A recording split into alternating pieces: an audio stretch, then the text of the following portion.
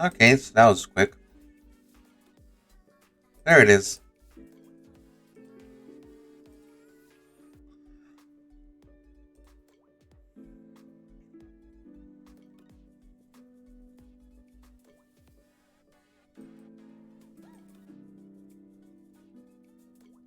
Let me actually like lower the game volume because it is kind of like loud.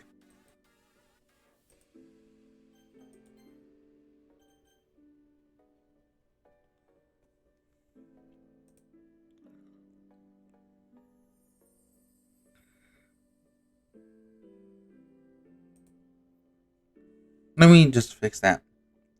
Anyway, welcome back to hell, or they like to call it Future Literature Club. Uh, that's led where we were last time. Where the fuck? Sorry. Oh, that's right. I was here. The girls are going. Take care. Bye, Monica. Bye, Hope. Oh, that's right. They're teasing us. I remember that now. I'm sorry. It's been a week since I stream. I stream like twice a week. The first time I streamed this once a week. This mod once a week, and other times I just stream what the fuck I want. Anyway. Oh fuck, I dropped my mic for a second. No. Monica grabs my arm and pulls me down the street gently. You alright, Monica? I'm fine.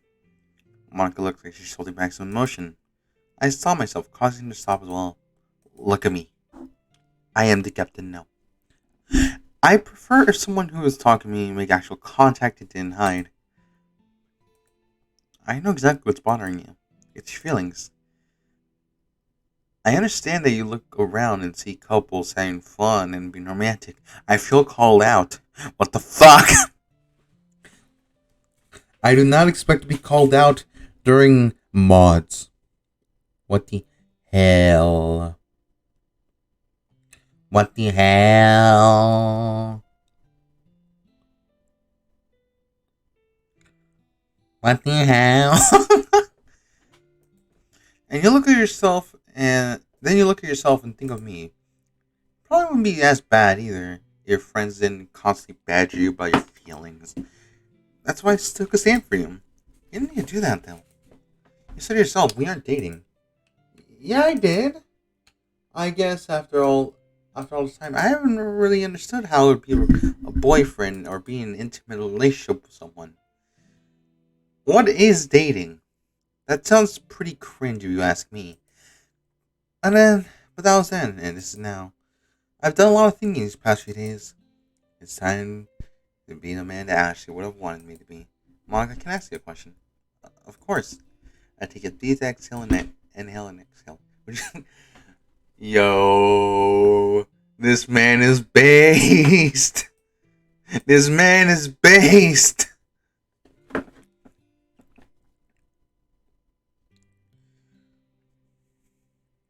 I forgot to. Oh my god! I forgot to Fuck! I forgot to advertise this on YouTube. I'm a goddamn brainlet. I'm a goddamn brainlet.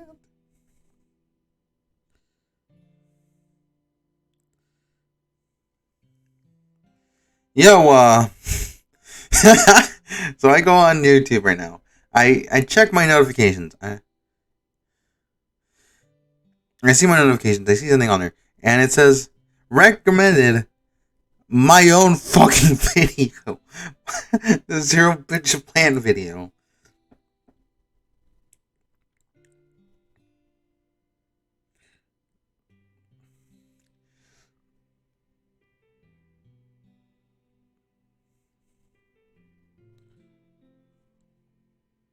The Zero... It's recommended to me. My own goddamn video. God fucking damn. I'm itchy. How do I cook my gooey? Anyway. My ear is itchy. That's not even a joke. My ear is actually like fucking itchy. Holy shit, man. This is not funny. This is not funny. Send help. Oh god, fuck my. Would you be my girlfriend? Anyway, I. Monica looks completely speechless. I internally chuckle, realizing that he's shocked her all of a sudden. Let's fucking go! I'm playing. Yes, I will. Monica wraps her arms around me. And let's have a few more tears. Alright, you're gonna break my neck, you squeezing tighter. God damn, I gotta do a serious crap and now you fucking women. I said the funny before he even said it. Sorry. Monica releases me and smiles. I'm almost at your house, come on, let's go. We both begin walking again. Monica anxiously wraps her left arm around my right. Oh, would you mind sticking around for a bit while we get to my house? I was wondering if we can go somewhere. Where to? I know a really good coffee shop just downtown. Yeah, you guys can kill some time. Great! I want to kill some time. You know what? Not gonna finish that comment. Not gonna finish that comment. After 5 minutes of waiting around and covering silence, we arrive at Monica's house. She informed me she's gonna take a shower and change her clothes, so I decided to wait in the living room. But I get curious to walk around and look at her family photos on the wall. I grab a frame off the wall and examine it. It's a picture of younger Monica riding a horse. Are you telling me Monica's a horse girl? Please don't tell me Monica's a horse girl. I won't lie, she looks cute. Her eyes are just as emerald as they are now. Carefully placing the frame back on the wall, I return to the living room and sit down. After a few more minutes, hear Monica come down her hallway. Oh, wait, I thought this was in the living room. Hey, well, uh, uh, uh, uh.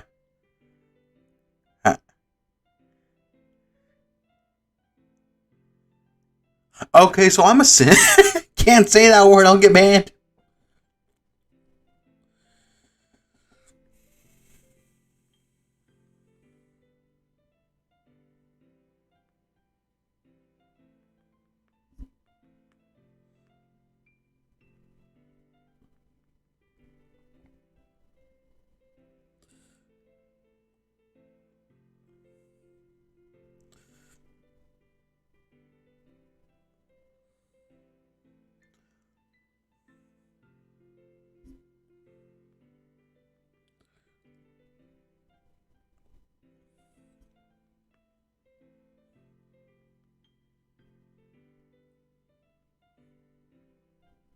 I forgot to advertise somewhere else. I'm just doing this while.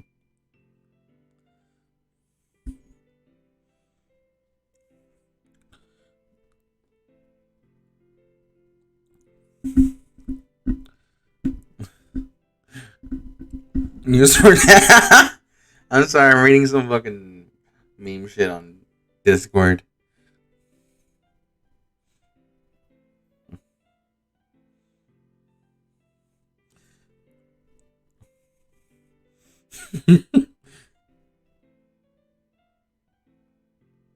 Sing it.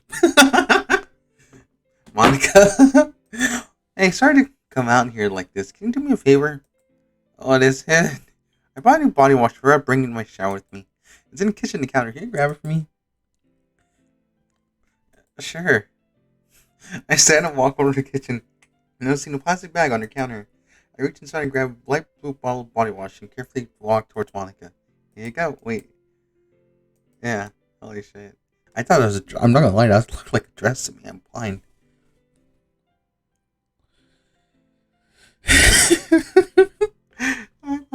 I'm a blushing. Honk in the towel. Wow. Enough of distraction. I apologize. I started to ground for a bit until Monica finished getting ready. Okay, I'm all finished. It's about damn time. I had to make myself look extra good this time. Why? Because I'm a girl.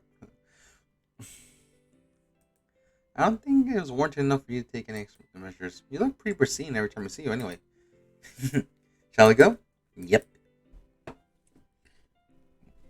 I wonder what the other routes are like. Monica and I to start to walk down an emptier than expected sidewalk towards downtown. She does look beautiful in her outfit. I can't really place my finger on it, but ever since she became my girlfriend, I see her differently.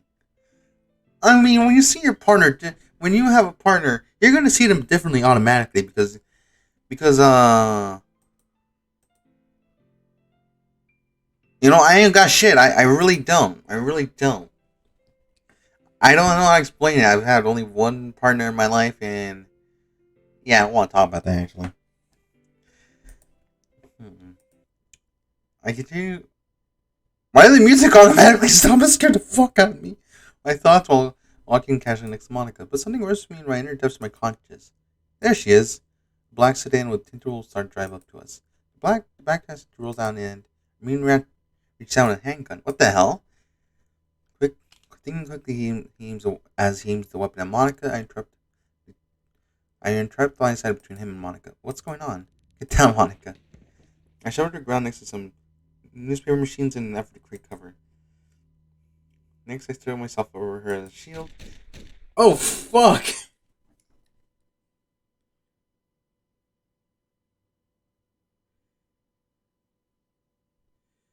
What the fuck?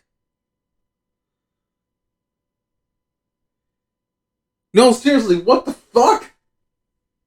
Am I fucking dead? I'm peeking, what fucking hell? I hear a voice calling out to me. My side feels warm and damp. Where am I? The voice calls out at me once again, but I can't distinguish who it is or what it's saying. All of a sudden, I feel a sensation in my left side. At least I think it's my ribcage. Pins and needles slowly cover my body, quickly turning to solid material. I'm lying on the ground. My head rests against pavement face first. Oh, I can really feel Monica.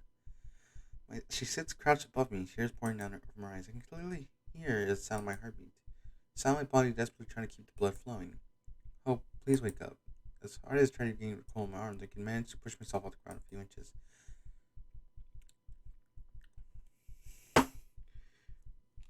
My right side follows the command of my brain sends to it fine, but my left side lags a bit.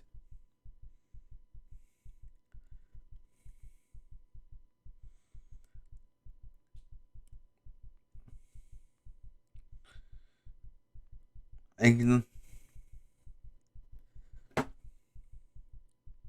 wait.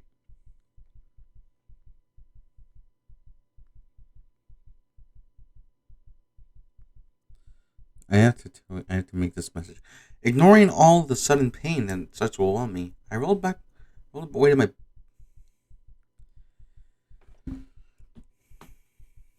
I roll my weight on my side so I can lie on my back. Hope, can you hear me? Monica's saying something. I try to hear what she's saying. My mind refuses to focus on her voice.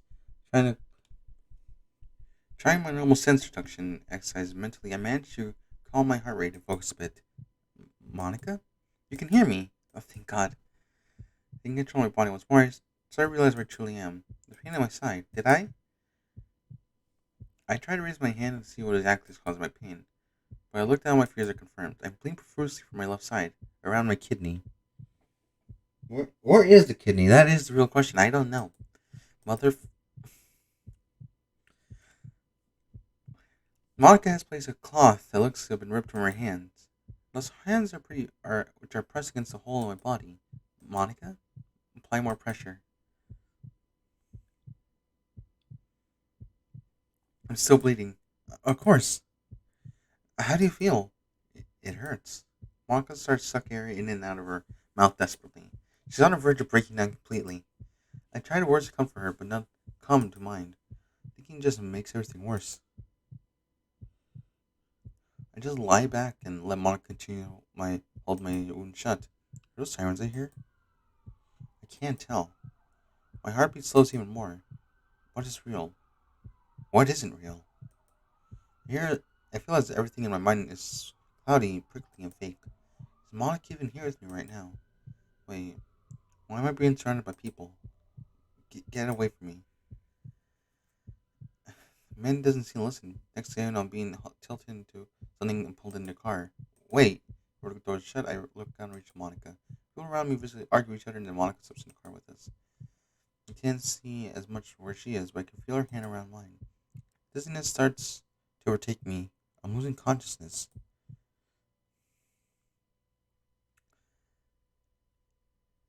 It is now New Year's Eve.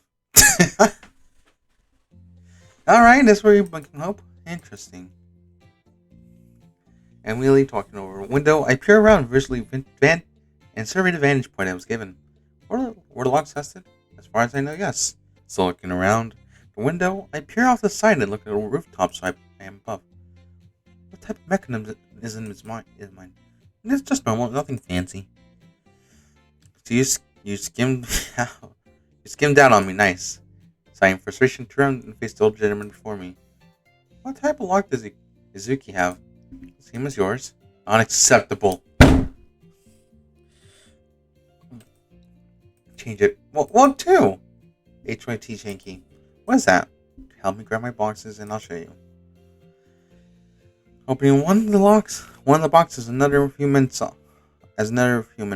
bringing a mattress. I shall man them 10 o'clock.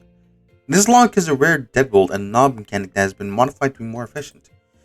It uses a key that is morose chain. More so a chain than a piece of metal. Why is that? Easy. Key can't be picked. Well, two people will have the key to Izuki's room. Izuki, her father, and myself. Anyone else prohibited from the key is at any time. I see. You started taking this seriously.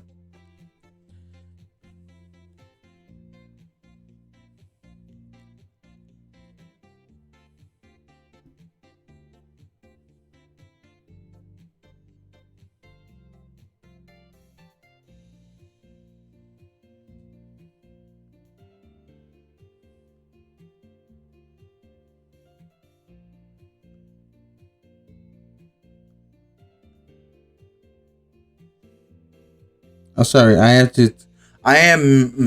DMing my part-time editor, who I must tell to go fuck himself.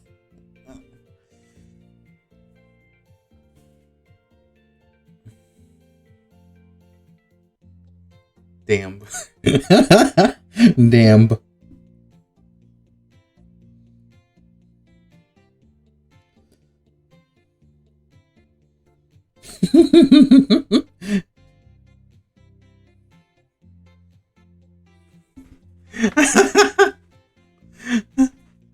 Anyway, I was reading.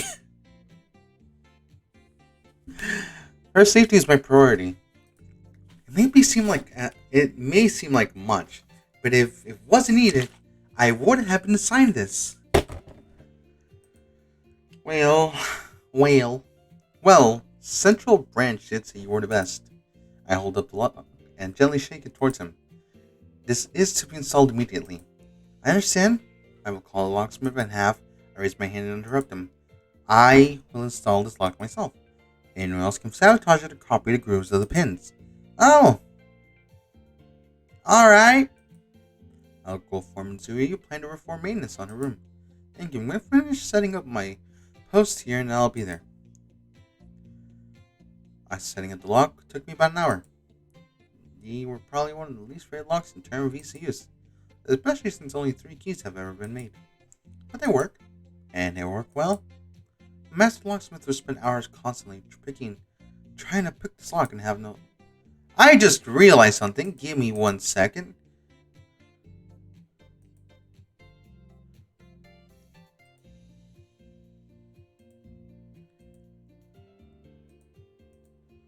This is not showing. Oh my fucking god. Wait, give me... I honestly thought it was showing. Give me 1 second. What the hell?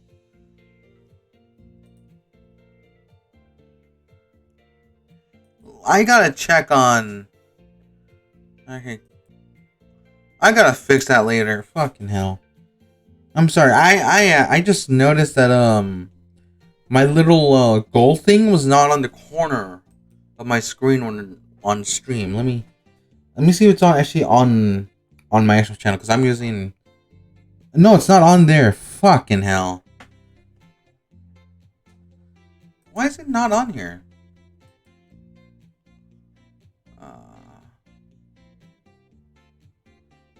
God damn.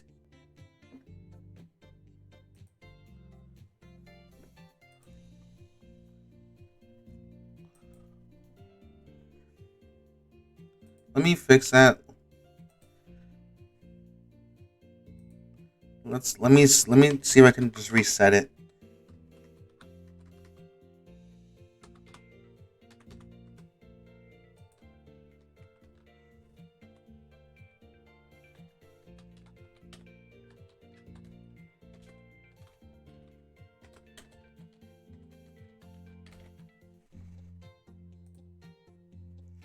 Okay, it's not showing up.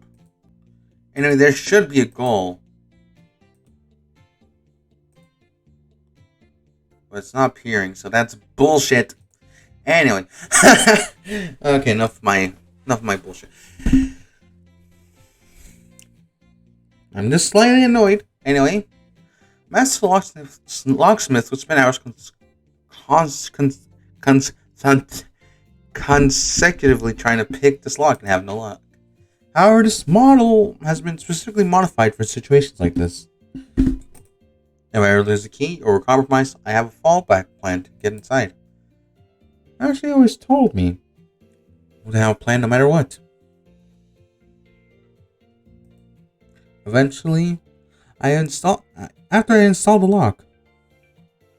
Oh shit! I am on the wrong screen.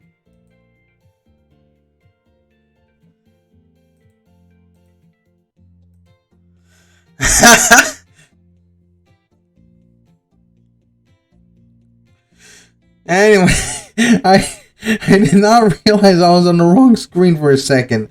Holy shit. Oh, fuck me. Oh, god damn it. Anyway, eventually after I installed the lock, Itsuki came home and started to ask questions about it. I wasn't in the mood to humor her little prods at over-worrying. I just told her to live with it and get back to my room to set up. Here, Brad, this bed isn't half bad. It's comfortable, not too soft. That is my laptop, which I game on. I was able to comfortably lean against the wall and read my books. 30 minutes till the new year. Izuki is in a room for the night, and everything is calm. At least until the fireworks. I'm expecting more than mass gunfire from the sound of fireworks. But I still have to be concerned. Anything can happen.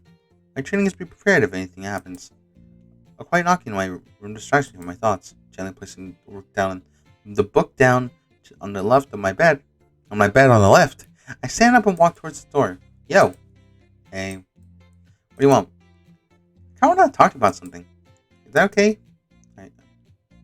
I guess. I move aside from the door and walk back to the bed. Zuki closes the door behind her and sits right beside me. I sit in silence to wait for her to talk, but she doesn't. Talk. Remember how I kind of gave you a hard time about the lock earlier? Yeah. I'm not saying swear words. You fought me for like 20 minutes straight. Yeah, sorry about that. I kind of felt like you're doing so many unnecessary things for me. It's my job to do those kind of things. You get hurt if I don't and you get hurt, I fail.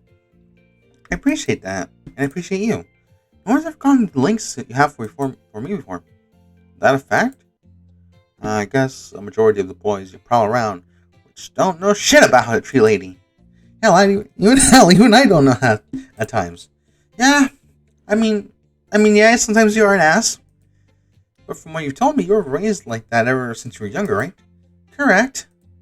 For instance, I was thinking about from my bastard of a father, I was raised to be a completely different person. Places eventually fall into place after a while. Oh! I'm glad they did.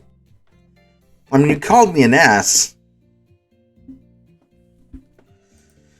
And also than that, I don't think we'd ever met. And I might have some jackass in my guard. You still technically have one! Nice! Shut up. You're special to me. And for the record, you totally aren't a jackass. Granted, you may be a little dense at times. Damn, but feel called out. The hell do you mean, dense woman? He said the funny. You don't pick up cues a girl gives you. It's actually really cute sometimes. Kinda like how you never had a girlfriend before. Why did you just say punk? He giggles and gently hits my arm. But ultimately, I'm really glad I have you. You know, if I didn't care about you, I would have dropped this damn assignment during my renewal day, right? When was that? Last month. It's only my choice, too. So you're stuck with me for a little while longer. Yay! Izuki squeals and wraps her arms around me. Normally I would have shoved her off me and started berating her, but right now, I'll allow it. It's almost become a habit for her to randomly do. As long as it's just us, that is. If we're in public and I'm focused, I will not let the woman lay a damn finger on me. But when we're alone, she does get all touchy-feely. She just hugs me randomly and always stays close to me, but not in the way that I would be when protecting her. I try to lie to myself and say I don't care about Izuki. That way, if anything happens to her, I won't be as emotionally as attached. But when I lie to myself, that's exactly what it is. It's a lie. I care about Izuki. And if she and I were in this position, I wouldn't have as many revelations as I have now. Izuki released me from her hug and stares at me. Her sparkling eyes being the only things I can focus on. The smell of perfume gently fills the air. Damn. Why does she make me feel like this? Oh? Huh? I want to spend the rest of this year with you. I want us to celebrate a new year. Get her. There are things a woman says and does to indicate to a man that she loves him, which can be giving her body and soul to them. I'm not as dense as Zuki says. I just ignore the cues girls give me. I'm dense though. I'm a dense motherfucker.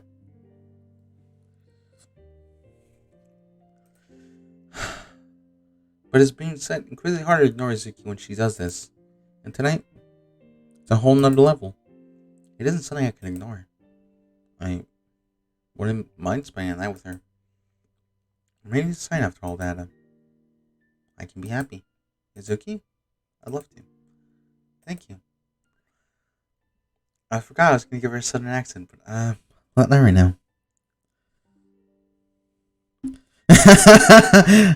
Bully. I love bullying my editor. Go fuck yourself. Sorry, I love you, man. Zuki takes off her jacket and drops it on the floor. We're both leaning in our lips. This man fucks.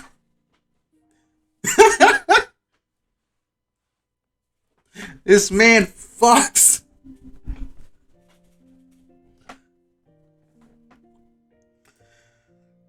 I like Zuki. No! We are not getting softcore porn sex scenes in this fucking mod. I heard it's going to do. No!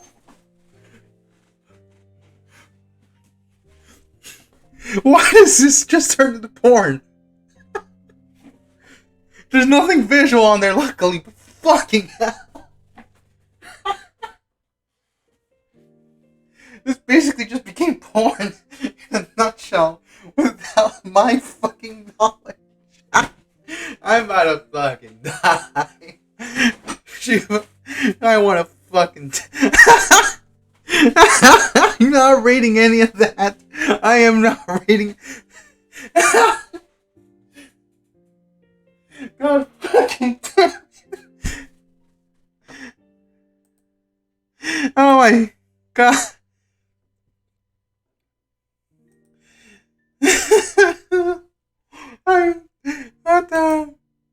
Oh no!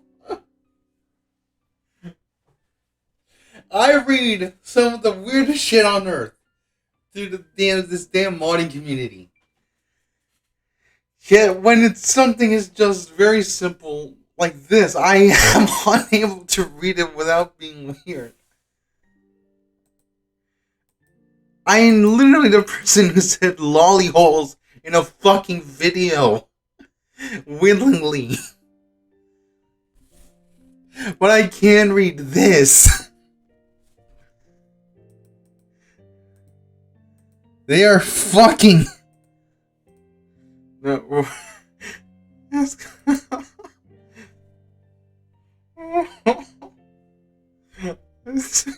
Sleep beside me, lean up and truck. Aside from heaven, fire has begun to die now. It isn't long before the rest of the land grows silent and rests. But as of now, it's my time to rest. Going back in our land of Suzuki, I rest my head against my pillow. Okay, I made the joke for the past 2 streams I played this. I've made the joke that this guy fucks. Because he went from beta male to sigma.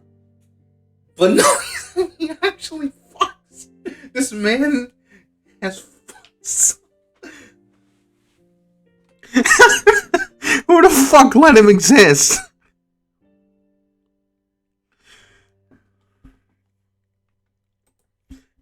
Oh my god. Oh, fuck. Ma'am? What is it? You have an important message. I'm kind of busy, don't you think? Can I wait? I'm afraid not. It's about 4219 health status. What? What do you mean health status? Jesus Christ. Oh, what the hell are you got yourself into now? Miyuki, please ready my car and a coffee. Of course, ma'am. Oh, God.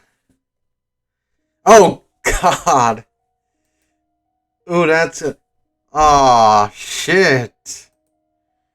Oh, God. Dios mío. De Dios. Ay, Jesús Cristo. What am I going to do? What am I going to do? Oh, my God. Hope. Monica? Huh? Oh, you're Hope's guardian, right? Yes, where is he? He's down the hall. They won't let me in. You have a lot of blood on you. What exactly happened? Here, I'll take a seat. I'll tell you. So, it was completely random. Mm-hmm. I see. How many times was he shot? I don't know. There was a lot of blood on his side. I tried to put pleasure. I know I said pleasure, and I can't stop thinking of that now.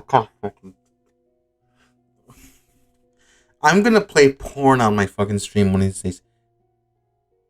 No, not literal porn. Nothing like Honey Pop. Do not fucking look at me. I can see you, Twitch. Don't think of it. I tried putting pressure on it to stop him from bleeding. I wish there was more I could do to help him. I'm sure he's everything good. Give me a minute. I'm gonna check on him. Jesus Christ, Hope. Better not see what I fear. I opened the door and it's surrounded by an atmosphere that seems to chill on my spine. The heart rate monitor rhythmically beating across the room alerts me to Hope's bed. I hesitantly walk towards the screen that blocks view and move it. Oh my god. Hope is in the bed. Head off to the side, blood stained onto the hospital gown he's wearing. Wrapping an arm around my shoulder with my mouth to cover my gasp, I turn away. Man, am I that ugly? What? Hope lifts his head off the pillow and looks towards me. The white in his eyes are really visible. They're bloodshot. All dressed up. Was my death that really much of an occasion? Don't say that. God, not right now.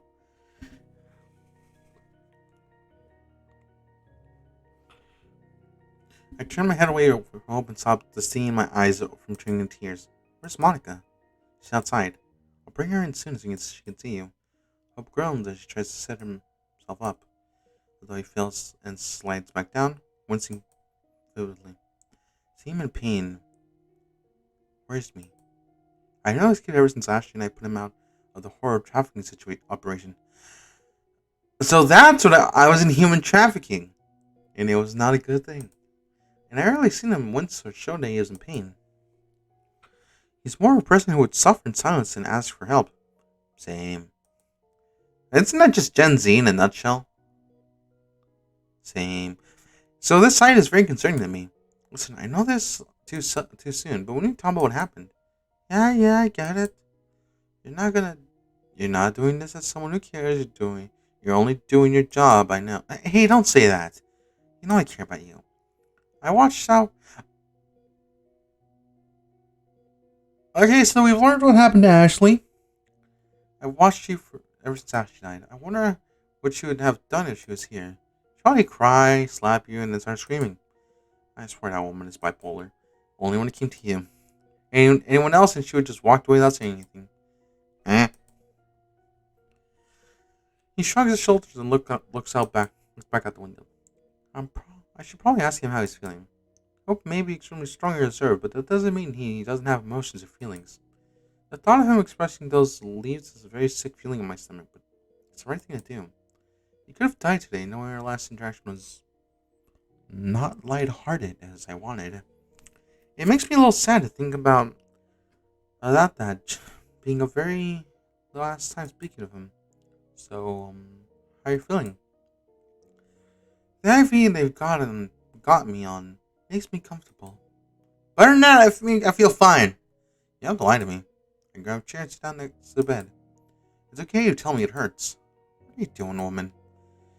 He's saying the funny. I'm trying to make sure you're okay. Listen, Julie, I've been through this several times before. I'm fine. Are you sure? Yes, for God's sakes, woman. It's gonna take a lot of more than 2 straight rounds to bring me down. I see. So it was only twice? Mm-hmm. Nothing too bad damage-wise. I just lost a lot of blood. Yeah, I saw Monica. She has blood all over her. Wait, she does? Why hasn't she, gone home or something? Isn't the answer obvious? Huh? She's worried about you. I mean, it's not like you got shot or anything right in front of her. That'd be too much for a girl like her to handle. I let out my voice raised out of irritation. Hope it's so insensitive at times. He expects to be forgotten like that. Has never made an impression at all. But he will learn eventually that when you have a girlfriend, that just isn't possible. Whatever you say. Now on to the real information. Something like this didn't just happen randomly to you. But you know something strange before the shooting? None.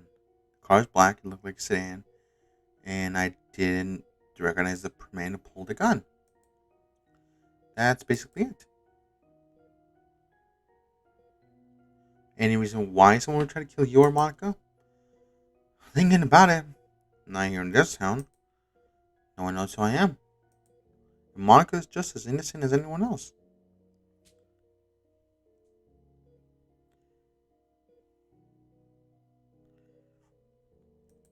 Are you sure about that? What are you getting at? Nothing specifically. Just that if someone wasn't trying to kill you, they're probably going after Monica. Doesn't seem likely. But yeah, I guess we should keep all possibilities open. Oh shit. I have shifts. Shifts. I did not say anything else. You shut the fuck up.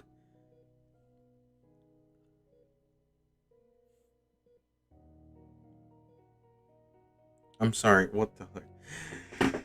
Shifts in bed once slightly. Any permanent damage? Doesn't matter. Yes? I need you in top shape. I'll be in top shape after this anyway. I see. Just focus on recovering. I'll put camera records and see if I can get the license plate of that vehicle. Go for it. Let me know you'll be fine. I stand up for the leave mark. Hope reaches out and grabs papers. Huh? Get me out of here quickly. I'll see what I can do. Monica wants to see you, so I'm gonna tell Saf to let her in. Thank you, Jules. You use that nickname since you were little. Your news that nickname really brings me to tears. I remember his cute little eyes looking at me and chewing Jules as he ran to hug me. That little boy has turned into such a monster. But a monster is all we need. Just not saying another word, I leave the room and retrieve Monica. Julia leaves the room with no expression on her face. She had those ever since she came here. It would be a lie if I said I wasn't concerned. But again, who am I to question? I'm the one who took bullets from Monica, which nearly cost my damn life. But honestly, it was needed. I wasn't going to sit there and let someone hurt Monica. My instincts kicked in. Monica opens the door and walks inside. Shit, there's a lot of blood. I'm sorry. Her face red and scared. I raise my arm up and wave at her. Hey, Monica. Oh, you're awake. She practically runs over to me. Her arms reach out at me and stop inches from making contact with me. Right. I shouldn't hug you right now. You're still in a lot of pain. Don't worry about it too much. What matters is that I'm alive. Yeah, I don't know what happened. All of a sudden, you were telling me to get down and hear a lot of gunshots. You're near the ground next to me bleeding. Take those bullets from me. I don't know how I could repay you. Just don't worry. I wasn't gonna let anyone hurt you. But you know that cost your life. And if I lost you, I I wouldn't know. I don't know what I would have done. Am I really that important? You're more important than you think. Huh. Monica versus topic and tries to change it immediately. How do you feel? I'll be fine. Just a flesh wound. I'm glad to hear. Monica sits down on the bed, on the chair next to the bed and places her hand on mine. Only now do I know she's covered in blood, and it's mine. All of a sudden envisions what I remember, an image of her panicking over me flashes before my eyes. She looks scared, frantic, worried I was going to die. She ripped a piece of her own clothes to help stop my bleeding. As a result of that, she became covered in my blood. Not only now does it become evident how much stress Monica was put through. A new heavy feeling overcomes my stomach. Monica lowers her head and looks down at the nearly cleaned marbled flooring. Don't worry about it too much. This could have gone a lot worse. I'm just happy you're alive. That's all I care about right now.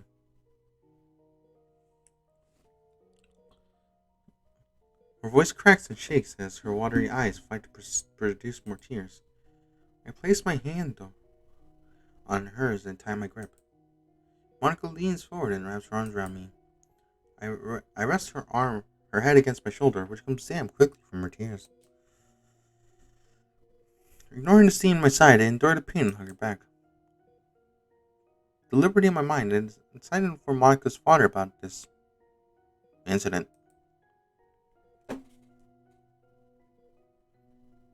It's something that Monica isn't really prepared to explain, but since I've been through this more than once, it's best if I just do it for her. I need to recover as much as I can first. Damn. I need a drink.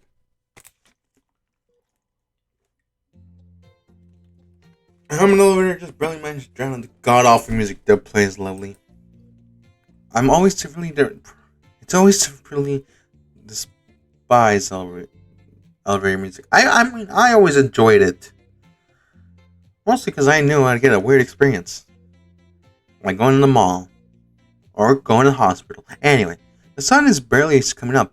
It was a whole glass elevator view, a more inspirational aesthetic. Glass elevators on Pog. I'm on my up right now. I should be finished in a little while, about 10 minutes. Good, take it easy up there.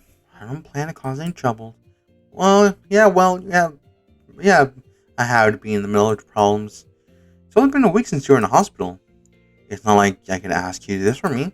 I mean, I could, but you won't. Let's get over one last thing, huh? What isn't okay for me to tell him? Anything you couldn't tell Monica? Got it. Call me when you're gone. When you're done. You're gone. I want to die. You want me? I'm an idiot.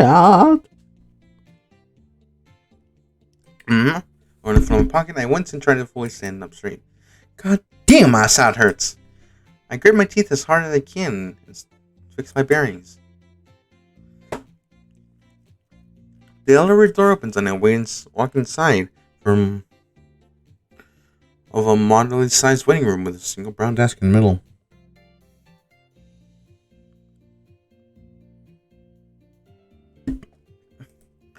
Good looking.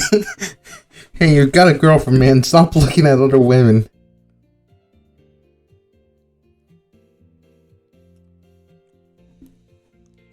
A good-looking middle-aged woman sits at the desk, staring at me the entire time I approach her. Explaining my appointment with the secretary, she points out a small hall with a very ornate door between being the destination. Her hand moves under her desk. Isn't more a few seconds later, I hear a small buzz and the sound of metallic lock toggling. A controlled access door. Nice. The office I walk into is a very lush and furnished one. It looks similar to Julie's office. It must be help. A man look older than mid-30s walks out from the side of the room towards the desk. His black suit, white undershirt, and red tie, being the exact outfit I expect him to wear. I mean, I am in his office. Yes. He must be, Mike's father, yes. I spoke to Miss Julia about your arrival. She placed a cup of coffee down on a fancy coaster that rests on the desk. Normally I'm too busy to meddle in matters such as this, but it involves my daughter. And Miss Julia was very pressing about our meeting. Before we started a conversation, my cup for you a cup of coffee. Doesn't sound half bad. I could use one right now. Too bad I already drank one earlier. Fucking hell. Monica's father, who walks over to the coffee maker resting on a side counter and retrieves me a cup of coffee. As he does that, I take a seat at his desk. So firstly, how's my daughter? She's safe and sound. I made sure of that. So I've heard. It was the expense of your own health. I make a gesture on my side. Correct? I took 2 rounds in the torso. Right here. Let me show you. Let me show you the wounds. I'm kidding. I'm not doing that. I apologize for that, but thank you for protecting my daughter. It certainly came to shock me when I received a call from Miss Julia. Monica wanted to call you herself to tell you, but her phone was broken that day. Completely understandable. I actually have a few questions for you. That is, if you don't mind me asking. He leans back in his chair and places his hand together on the desk. One of the reasons I'm here is to inform you. Go ahead. I want to get the elephant in the room. Why exactly is a young man like you telling me all this? Shouldn't a properization like a police officer be more fitting? I rest my cup of coffee on the coaster and lean forward. Because my Aunt Julia is senior investigator for the local PD, she can't travel due to responsibilities, so I asked to come in and lure her. And considering I was the one who was with your daughter at the time of the incident, I want to help the investigation as much as I can. I see. What are some things I can help you with? Monica's father looks into my eyes with genuine concern. Hear me out what I want to say, sir. You're a very powerful man. You make a lot of money. And you have the capacity of influence. I have reason to believe that the shooting was not random. You mean like it was orchestrated? Yes, one of the reasons I suspect is because of your position. That you trail sentence off a moment before finishing. You might be right about that. Monica's father's looks to the side, with an emotional pain stinging across his face. Who the fuck would want to kill your daughter? She's based as hell. She's pretty poggers. But there's also the possibility it was entirely random. That's why I'm here. Sir, is there anyone who wouldn't like you enough to the point where your daughter could be an asset to them? Huh? Does anyone have a grudge against you? One that'd be so intense that intend to hurt your own blood that we can intimidate you? He doesn't respond for a moment, visibly pondering. No. As much as I care for Monica, I didn't bring her up while I'm constructing my business. Just bad practice. I see. You certainly seem to know a lot of good questions to ask. Almost as if you've done it before. I have done a lot of thinking about this. I mean, I am the one who got shot. Again, I can show you the wounds. The knowledge of why this even occurred is what I want. Alright. Understand. A few more questions if you may. I don't have anywhere to be, so take as much time as you need. You're Monica's father. She has told me great things about you. I'm glad to have met you, just not under these specific circumstances. Speaking of which, she did mention that there was a boy she had met. I won't go into much detail, but please correct me if I'm wrong. Is that boy you? Correct, sir. He started going to the same school as Monica a few months ago. She convinced me to join the extracurricular activity that she manages, a club. Yes, the literature club. Has she not mentioned it before? I have not paid much attention. I thought she was vice president of the debate and treasury clubs. She was, but not anymore. Are you two dating? Kinda wish that question was asked a little later. You know, after this all blows over. But yes, sir, we are dating. So you're the one many always that quest for my daughter. Quite the contrary, sir. Monica's the one who quests after me. Huh? No way. Yeah? Wait. I remember this one time she wrote a poem that literally described me in it and pretended that it didn't. It's actually really nice. Something new. I haven't really seen or heard of my daughter liking any boys before. It's kind of quite stunning to hear. Indeed. And funny. Enough funny talk now. We need things to discuss. Absolutely. Alright, so here's this picture of hentai found of your daughter. I'm sorry. I'm not sorry. I am not sorry. That joke was not. That joke was easy enough for me to make that I'm gonna do it.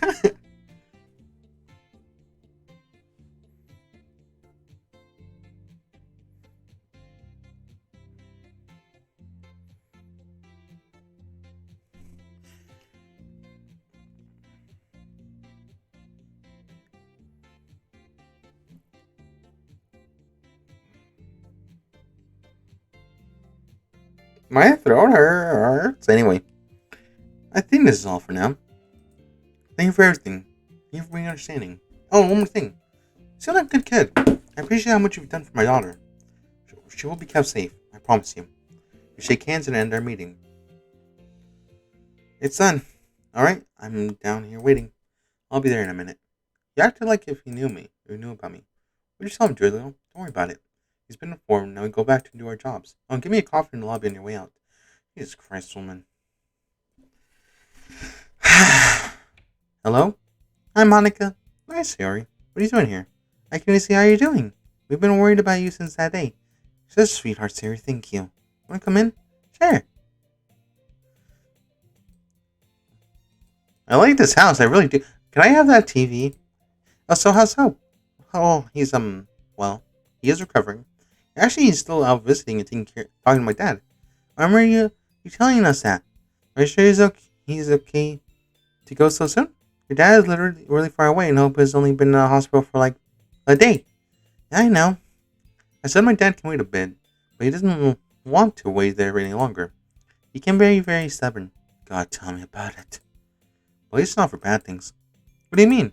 Well, when he was shot, he kept on trying to get up and as if he was perfectly fine.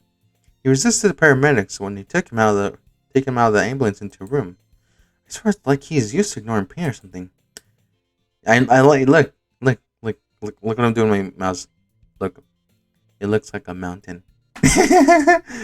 Sorry, I got distracted by it. I just noticed that. I actually never really noticed that. It actually looks like a mountain. Look, mountain. Anyway, yeah, it's like he was made to save you. But no matter what, I'm glad he saved you. He is a good friend. Very. I'm glad to be his girlfriend. I'm very thankful for everything he's done. That's so cute. There's something I've been wondering. What is it? Have you ever heard anything back from the police who tried to kill you guys? No, not any news. I'm actually really scared because of it. I see. Or you can come live in my house for a bit if you're scared to be alone. It'd be like a really fun long sleepover. I appreciate it a whole lot, Sarah, but I don't think that'd be necessary. Alright, you have Hope to stay over. Hope, however, did say he was keeping in contact with his police representative. They gave him an officer he can call for updates and stuff since he was shot. That's great. On a brighter note, are you excited we're on vacation now? Actually, yeah. I want the literature club to meet up once every week, so the club doesn't go away. That'll be fun. Maybe we can all go to the beach sometime and read poems as the waves sparkle between us. That's a really great idea, Sayori. Getting all excited. I love the beach. I'm thinking about it. I wonder what you would look like. Yo,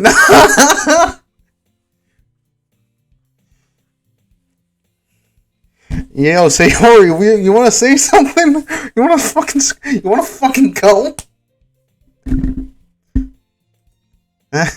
Many others do as well. Like how? No. I knew it. Finally. Julia dramatically yawns and stretches next to me. Our train finally reaches a stop, pulling to a station that leads us home. Get up. I want to get off this train already. Oh, give me a damn minute. I'm not exactly the quickest to stand up right now. Alright. Sorry. Managing to get off the train and stuff in my back, I look around there for any familiar faces. None. The car's over here. We both walk down an unnecessarily long and steep staircase that I didn't notice till now. Every step brings a new wave of pain through my body. Yeah, thanks Julia for picking the goddamn stairs. When they near her car, Julia pulls out a pack of cigarettes from her pocket. Give me a minute before we get in. You're smoking again? Don't worry about it. You're not gonna ruin the perfect body of yours out there, Julia. You know you're the reason I smoke, right? I shrugged nonchalantly and leaned against the car next to her. So where's the file you had on me? And which file? The results of the license plate search and the cameras in the street.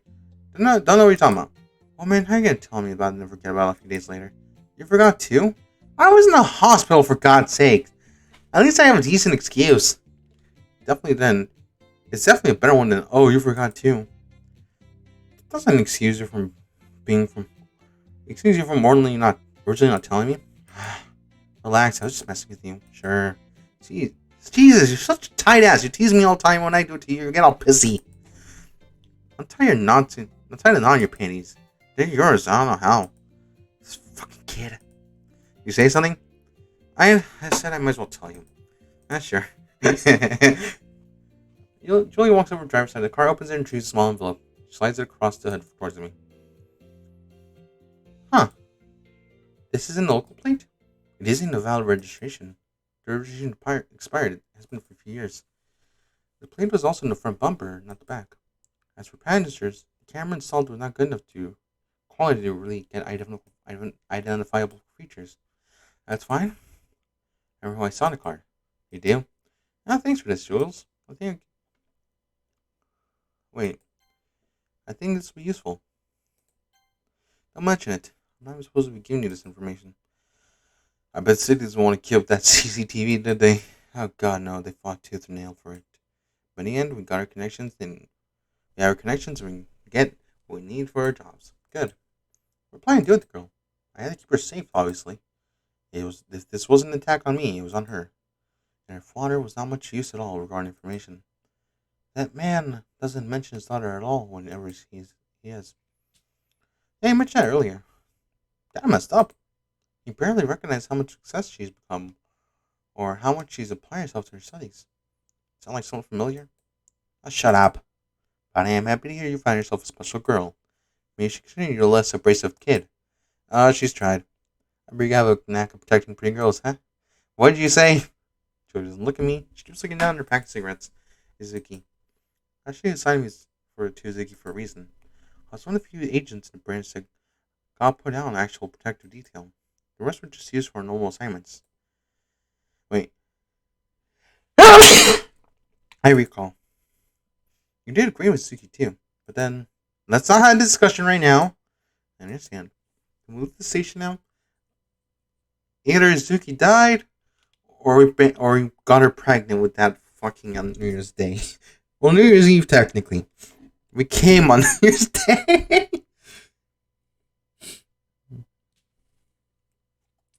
Damn. I mean, the damn is not.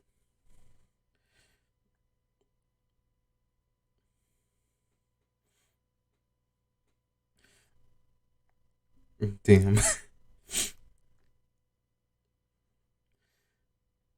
we leave the station now? Alright.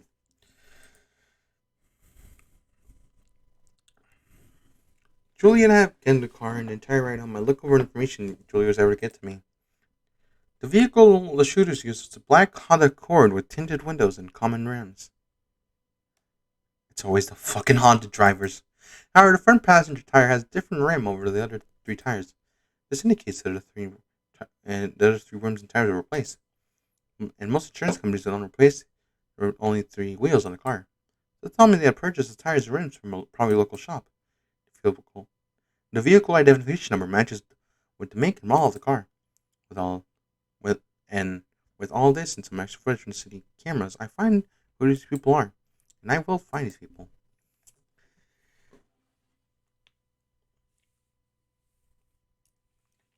10:15 p.m. It's a joke. I know it said October 15th. I fucking read. Anyway, a familiar buzz livens my pocket as I finish cleaning off some space on my kitchen counter. Just in time, it seems. It's Monica texting me and let me know she's approaching my front door. I hear some fumbling, followed by a hearty knock rattling my front door as soon as I finish reading the fire word of her text. Salting over the door, I glance at my TV as a well-dressed man behind a polished wooden desk discusses current events. Fuck the news. Having the news on while I'm working performing chores helps me catch tidbits of information about the local area where my mind wanders for my current tasks. Have they talked about us? It also serves as a suitable background noise for quiet moments. Okay, that's a good point. I'm greeted by a bright smile and blushing, flush the cheeks as I open the door. Good morning, Hope. Good afternoon. Can you have you help me get inside? Jesus, woman, what'd you do? Great a coffee shop? I reach out both hands, grab the large box Monica is struggling to keep her grip on. I'm testing the weight of it on its side. The sheer bulk of it surprises me, but it's easy enough for me to handle. I surprise a large grunt as a sharp twinkle of pain stings my side. Go ahead and I have some cups outside in the kitchen that I had just bought some milk. Milk. What kind of milk is it? Is it almond milk? No. It's got to be that 2%. Did you guys know if you buy 52% gallons, you get 100% milk, and then you become God once you drink all that milk at once. Anyway, I hit my mic again because I am that kind of stupid. Anyway, Monica scoots past me and looks back at me as she enters my living room. Oh, you're getting a machine like something. Like my very own superhero. Yeah, I guess you could say that. I kick the door shut behind me as I follow Monica back while inside. The city welcomes a new bookstore today. Local readers are lined up for whole blocks participating in the grand opening. Why does something tell me that Yuri's in the front of the line? Walking toward the living room, I enter the kitchen, making sure not to bump any of the walls of a giant box. As I reach the kitchen counter, I let it down on the ground. Both Monica and I pull the top off the top of the box and remove a square of styrofoam, revealing a particularly large and shiny object wrapped around plastic. Monica excitedly tears away this plastic and retrieves a smaller plastic box bag wedged in between the side and the box and the object itself. Placing it on the counter, she looks at me with a sly smile. Would you be my hero getting to pull the express machine on the counter? Might as well. What the hell am I gonna do? Where the hell else am I gonna put this thing? I lift the giant machine out of the box and retrieve it with relative ease, then I set it on the counter, sliding it towards an electrical outlet on the wall. I then work on to unravel the power cord and removing any residual plastic under various smaller metal parts, various hardest. Monica opens a smaller bag and removes a plastic scoop with a flat top. Speaking of flat tops, where's Natsuki been this entire time? Fuck!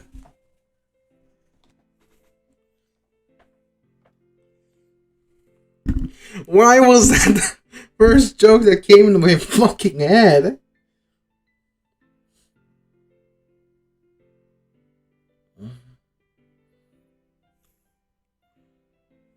Damn. Oh, the machine came with its own measuring spoon and tamper. She points at the flat end of the scoop. Use it to press the espresso grounds onto the brew head. I'll show you once we all set it up. I see Maka's eyes sparkle as she examines the machine and inspects these parts. I allow her to talk me to keep an expression machine in my house. Most likely so she can use it when she comes over, no doubt. I don't mind though. She's explaining how much she loves various styles of coffee, it always makes her happy. I mean, coffee is pretty great. I love coffee. I want more coffee. I have a caffeine addiction. Suddenly, she twists a small cup-headed device from the main body of the machine. Grabbing it by its long handle, she carries it over to my sink. It's a brew head. You pour espresso grounds on this cup and part here, and then press down on the tamper so they're nice and compact. It's important to press them so the pressure steam can work to draw the flavor out instead of rinsing the grounds. I watch as she turns the faucet to begin to wash the cup head. I have never played Cuphead. Anyway, did you bring some espresso grounds so we can try it out? I'm forgotten. I stopped by a coffee shop and had them grind up some fresh espresso beans. The package should be in my bag. I left it on the couch. Can you ground for me? It only takes a minute to wash some of these parts up. I nod and proceed to the living room. Local animal researchers aren't sure how the deer managed to get the soda can stuck on its foot. But as you can see, they work quickly.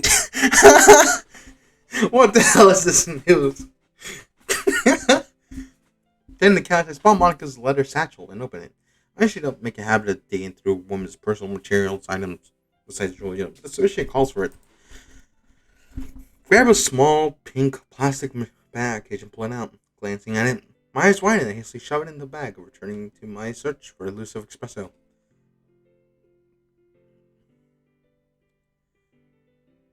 Wait a minute! It was it actually small pink plastic package and pull it.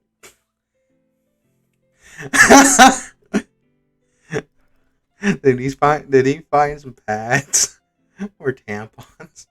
This actually, that's why he usually shoved it back in the bag. I'm pretty sure that's what he found. The deer was released after luckily unharmed. It's a reminder to put your wings in proper container. My head bumps into this more solid feeling plastic bag. Across my fingers slowly slide it out. It's a cutely decorated plastic container covered with small coffee cup design in front. It leads, ground with care, brewed to your enjoyment. I slowly exhale and return to the kitchen where Monica's returning some of the parts. You found fucking bad tampons, man. Did you find the grounds? Yeah, got them right here. Placing them back on the counter, gently rip open the top, with designer tear line. My nose immediately bombarded with the powerful scent of coffee. It smells pretty strong. You like this stuff? Oh, it's absolutely amazing. I think you'll totally enjoy it. Trust me.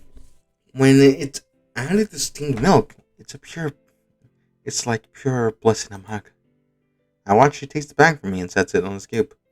Picking up the brewer head once again, she holds it over the bag and collects a scoop, digging into the grounds with it, and pouring a good scoopful of cup onto the cup of the brewer head. This is where the temperature comes in.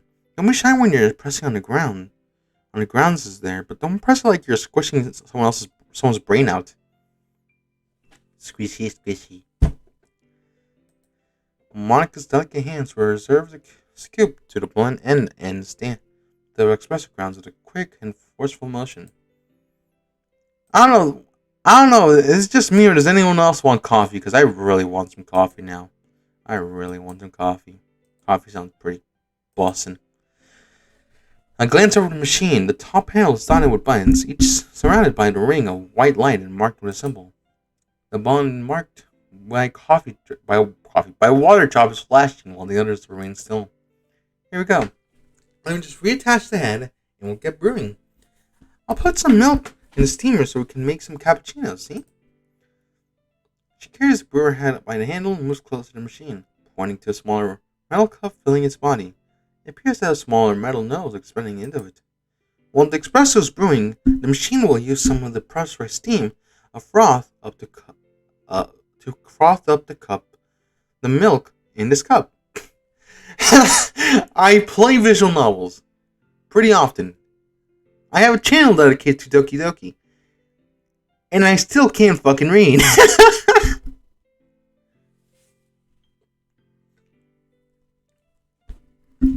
Anyway, frothing milk is one of the most important ingredients in cappuccino. Flat milk just won't cut it. Christ, woman, this seems complicated. Monica snickers and pushes that. I can't fucking read. And pushes my arm gently with her free hand. Oh, don't be silly. I brought this machine because it makes the process so much easier. All I have to do is fill the right condiments and press the button. She slides the brew back and twists it on the click. With a click. The flashing button instantly becomes steady. I suppose that means the machine is ready to brew. Okay, Hope. Now all I have to do is press the brew button here and I'm making our drinks. You have some cups ready for us to use. I lean over the counter. I lean over the counter to cups I pulled out earlier, grabbing them and sliding them over her.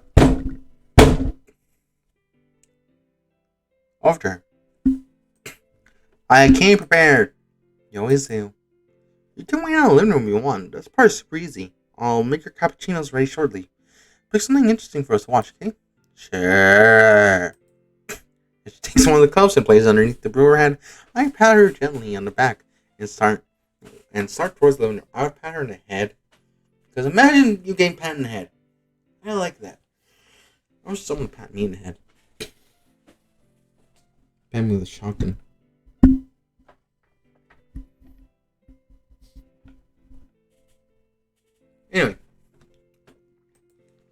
I hear her click the button, which prompts the machine to begin hissing with steam.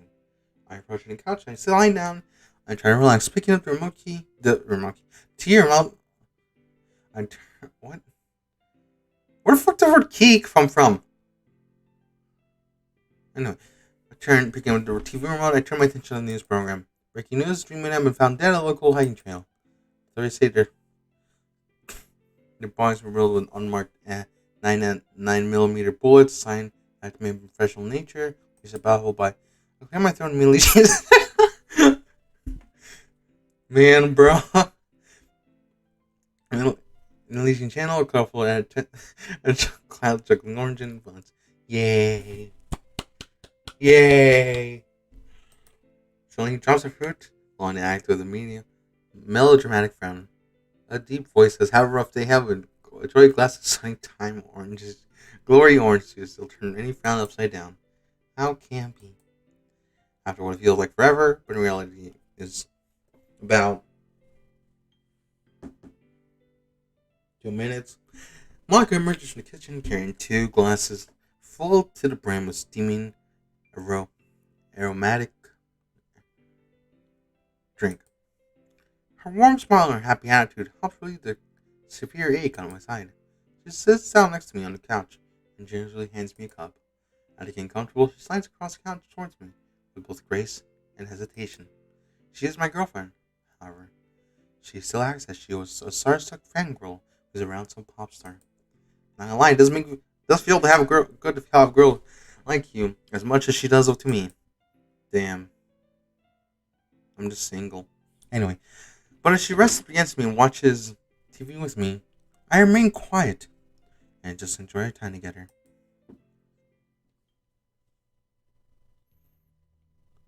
My feet screaming at me to take a break. I finally decide to stop walking and sit down on my front porch. I've been running for almost. Why are you still doing rest, you little dipshit? My lungs burn, my side stings, my feet ache, and my heart feels like it's about to explode. My heart rate stabilizes and I look down the ground. I can practically see the eventual grains on dirt. My vision fades in and out consistently. Consi- con- consi- consi- consi- consi- I force myself to perform my emergency breathing exercises. Each breath scratches the sides of my throat. It wasn't good enough. I wasn't fast enough. The pain in my side lies down a bit when I stand upright.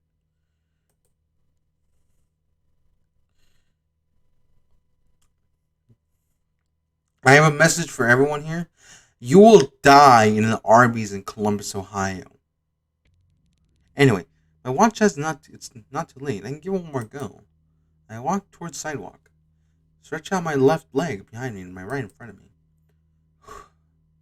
You can handle this?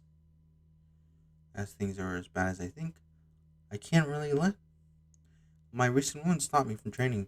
Just stop! Stop, man! Dios mío!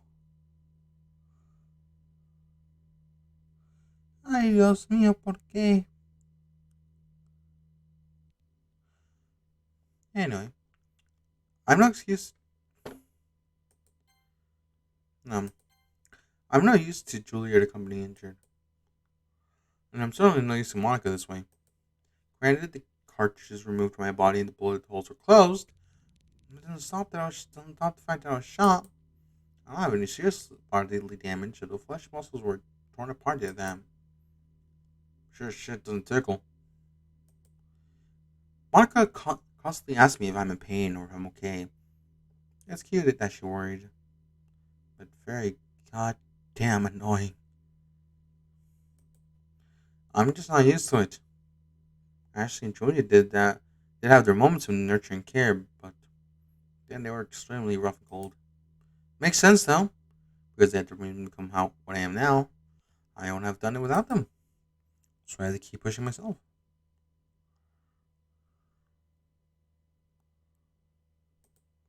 I remember the remaining energy I have I push off and start running down the block.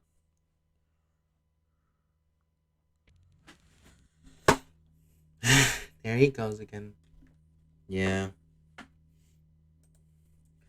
He ran off again? I wish I was really there to stop him. I do too. He's been running there for almost an hour. He's been out there for almost an hour just straight running. This time he looked very tired. I'm worried about him, Monica. I am too. Ever since that day, he's been extremely cautious and determined to get stronger. He almost ripped his side open because the stitches hadn't fully healed yet. At least he's getting better and better. Even if he's being stupid and exercising when he should be resting. Yeah, I know, but honestly, do you think someone like Hope really can just sit down and rest? What do you mean? He's definitely different from any other boys we know. He acts differently. He thinks differently. He even looks at you differently. It's like everything he does it was chiseled and forcefully. I don't understand him half the time, but I know he tries to be like us. Tries to be like us? You mean like the opposite of him? Yeah, that's one way to put it. He did say his old school was very unorthodox at times. Which explains why he was very unaware or uneducated about a lot of our social norms or customs. Oh, I see. And it's good that he has you to help him teach him that stuff. Me? Why? You're super smart and sweet, and you're a great leader.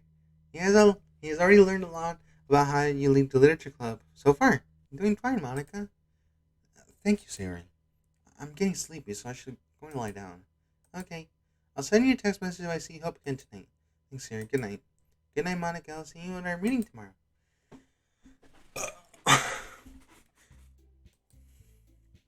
Yo, isn't this that place where we killed that guy? Hell yeah. We're here again. Time for another murder. Who the fuck liked my tweets? Is that tweet? Okay, everyone. I'm glad we're all here. We're all able to meet here at the beach for Literature Club. I have really missed you all. It's nice for us to hang out ever since the break started. Hey, look, there's Flanders. Yeah. Where's Hope? Shouldn't he be here too? He's actually at home resting. I guess spending several hours working out while injured does tire someone out. Is he really doing that? It's kind of stupid. Yeah, he is, but he just refuses to rest. Can't cure stubbornness. Maybe Hope is just scared of facing this again. Scared? What do you mean by that? Yeah, haven't you seen the guy? He's like a walking wall. He doesn't have emotions. He could very well have be that since the shooting. He feels much weaker than he normally did. He might be doing this to make sure himself that he's still able-bodied and strong. He's probably very worried about protecting Monica again. You're not wrong. He keeps telling me about how I have to be cautious and he has to make sure I'm okay. That just means he cares about you. You should be concerned. You're shot at, for God's sakes. Alright. Let's just move on and start the club now. Sitting down and watch Yuri Natsuki discuss their poem detail. I look around and can help feel like I'm being watched. Wait, why the fuck am I here? I don't know where I am feeling, where I'm getting this feeling from, but severe thoughts formulating in my mind and putting me at ease. Monica, are you okay? Monica? Monica, hello? Oh, sorry. Both of Yuri and Natsuki waving their hands in front of me, catching me off guard, distracting my thoughts. I wish I could shake this feeling. I don't like it at all. I try to focus on the girl's attention. And those two men across the beach staring right at me. I can't quite make out what clothes they're wearing. My stomach knots at the sight of them, but maybe they're just looking in a direction not directly at us. No, that doesn't make sense. It's a big beach, but there's nothing else they would be looking over here. Oh well, no, we'll try to ignore it. Swallowing my saliva in my mouth. I run my hair through the sand to distract me. The individual grains. My hands then grains massage my tense palms. Not ends up making a joke about something I really didn't care to make out, which plus is Yuri. He goes about, fuck, I'm not saying it.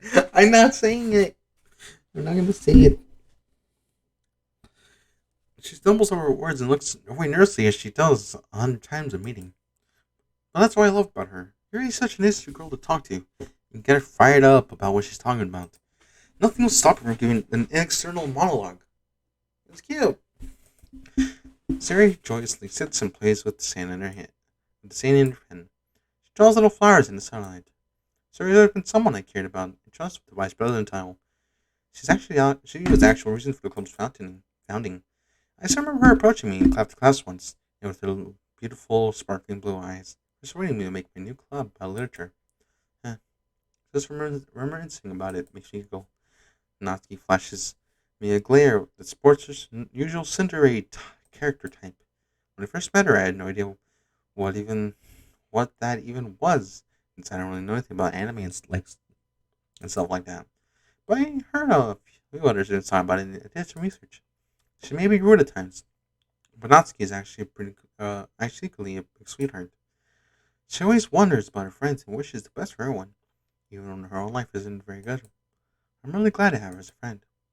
I don't know where I'd be without these girls. It makes me happy. But happiness doesn't last long as I know several other women joining those watching us. My body goes cold and my heart drops out of sight. I don't really feel we should stay here longer, but can't bring myself to interact with the girls. They look so happy to be here. It'd be disheartening to pull them all away early. Maybe I can ignore this. We all finally finish the club activity and get ready to leave. I pack myself, hug the other girls goodbye, and start walking home. To be sure the other girl is safe, we walk a bit away from where we were sitting in the bitch before splitting up. Just guys. Oh god, I'm freaked out! Those guys watching me, forcing its way into my mind no matter how much I try to ignore it.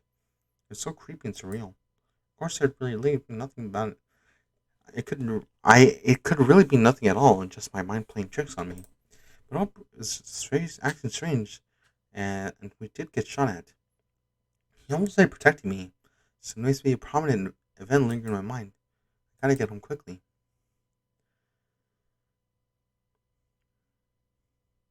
October 16th. Today has been exhausting. I tie, I lie back on my bed and rest my eyes, but allow my body to sink into my bed and engulf me in relaxation. It's so comfortable. I love my bed. It's so soft and warm. My bed could be my partner forever if I wanted. I feel my body near unconsciousness. I feel a hand wrap around my mouth. Hmm? The man I recognize home children me pressed against the bed still covering my mouth. Completely panicked and unsure what to do, I reach my hand, wrist, and try to pry him off me. The surprise is stronger than me and does. Oh god, what did I do? This was his face. He's trying to beat you earlier. And he was following me home. So. What the fuck? Unless you want a new hole in your head. Points a gun near my face, finally bringing me to tears and causing my blood to run ice cold. Hope was right. I should have been more careful. What do I do?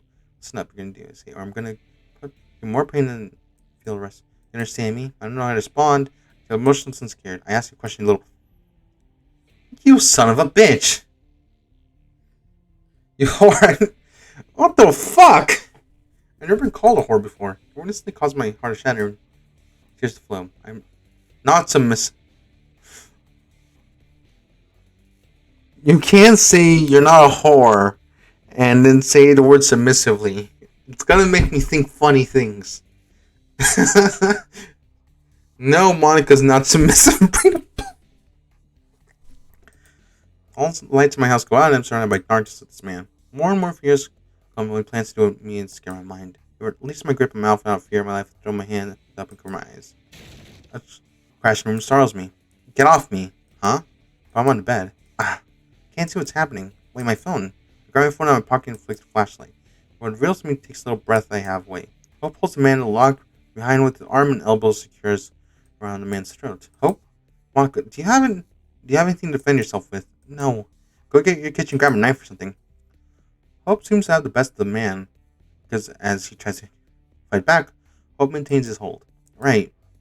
Quickly getting off my bed and wiping away my tears, I hold the flashlight out to illuminate my way into the kitchen. I know exactly where to get a knife. I have a set of super sharp ones my dad bought a long time ago. Finally get in the kitchen, I went to a wooden knife holder. I grab Molly-sized kitchen knife and try to run back to the back door. No. Huh? Don't head outside, Monica. Find out a room here and there's empty and lock yourself inside. Okay. Hope's voice echoes across the gives me a bit of fire. If he wasn't here, God only knows what would happen. I managed to get away get in my laundry room, which is small enough for me to quickly check to see if no one's there. I get inside and close the door behind me, locking it. The man tries to loosen his grip on my neck but fails. I find more and more opportunities to try my grip and succeed him further. Get off me. Shut the fuck up. You dare come to this girl's house and attack her, and you expect me to just get off of her and let you go away scot-free. Ah, hell no. His voice squeals and breaks until he stops fighting back and goes limp. Finally. I thought you'd never lose consciousness. At least my strained arms let the fat fuck drop in a floor limp. Monica's in the room, safe I hope. The guy wasn't the only one looking for Monica here anyway. I need to take care of the others. The pitch black house helps me mask my movements. Normally someone would need a flashlight in empty darkness like this, but I've been trained to adapt in the dark areas. I can make out whatever I am and what is around me. And right now another person is silently looking around Monica's house looking for her. He doesn't look much taller than I am, but he is. He has a certainly huge build. It's probably going to be problematic when you have an opponent more larger than you. You can use your weight and strength against him. Where's that kid? He let that girl get away. I hear him whisper across the room. Making sure to keep her still, I wait until he's about in front of me. Then I strike. Preparing my stance, I grab his wrist and wrench it behind his back. Get on the ground. You fucking whore. As he tries to pull his arm back, I take my left foot and kick the back of his knee, which in turn forces him to down so I can ram my arm around his back. What the fuck are you? Tell me why you're after my girlfriend. What? I tighten my wrap around his neck, forcing air out of his throat with a satisfying squeak. I've said fucking tell me! You're a boyfriend, just supposed to... Completely surprising me, he managed to stand back, picking me up like a backpack. Huh? Get the hell off me! He spins around frantically, it's causing me to hang like a piece of loose string. The man yells and turns his back, and me, to the wall. He runs backwards, slams me and his back into the wall. He slams me against the wall again, and again, and again. Pain from the hard wall causes my back and my side are too much to bear. I feel my back going to break if I'm doing something. Strangling won't stop this behemoth.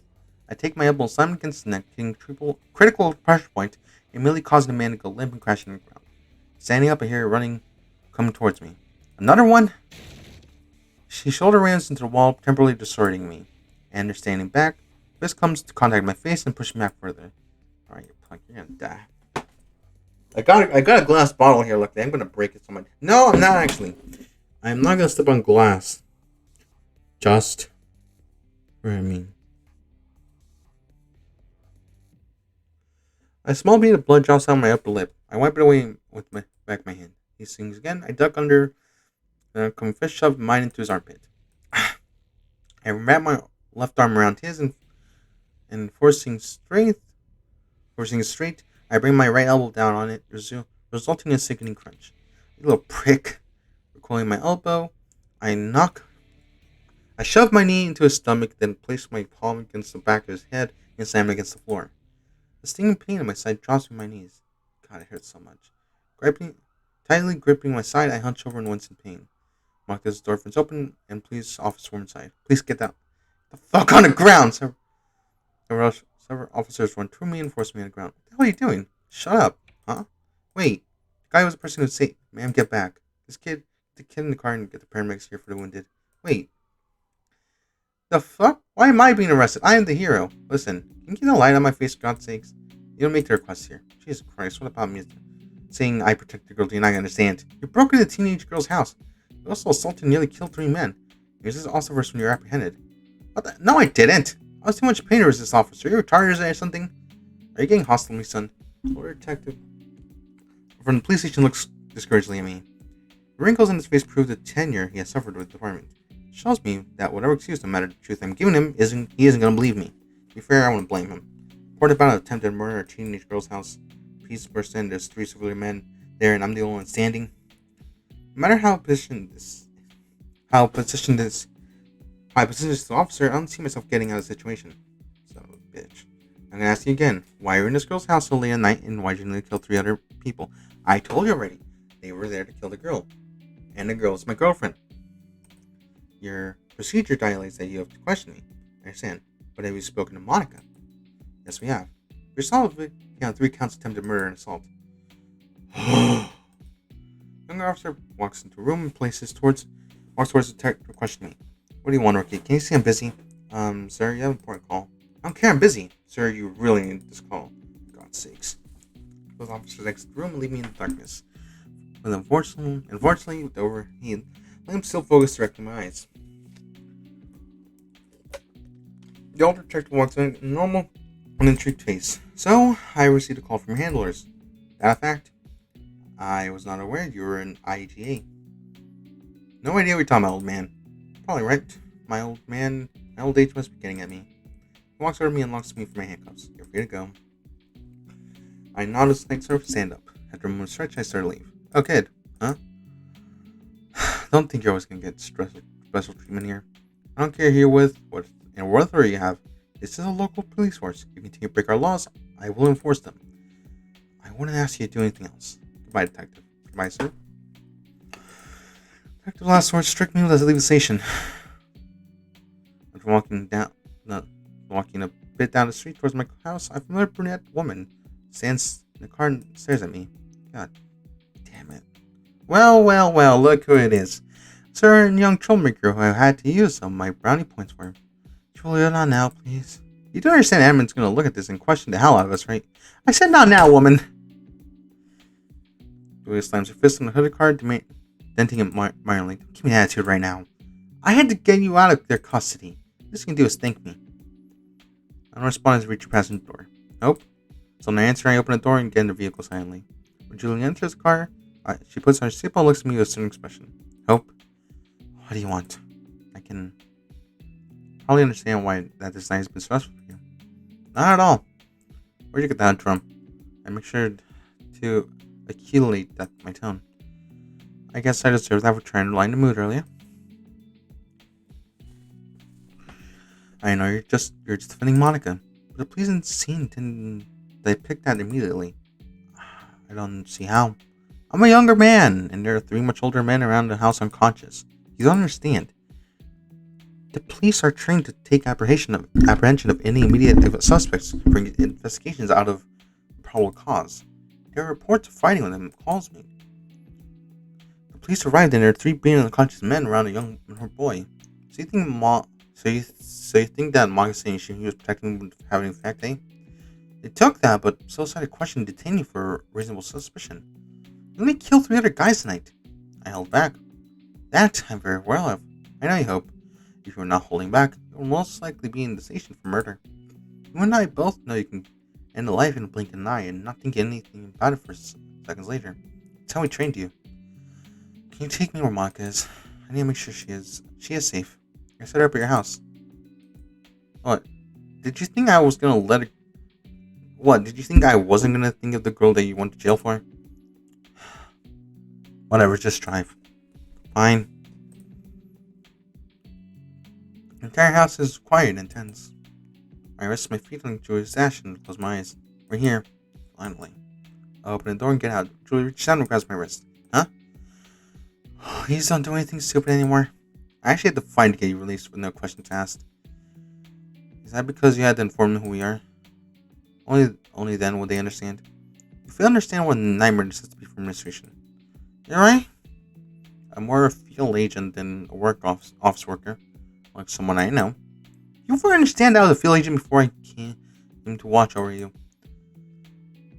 All I try to do is be a good supervisor for you, and no one else wants to, because no one else wants to be.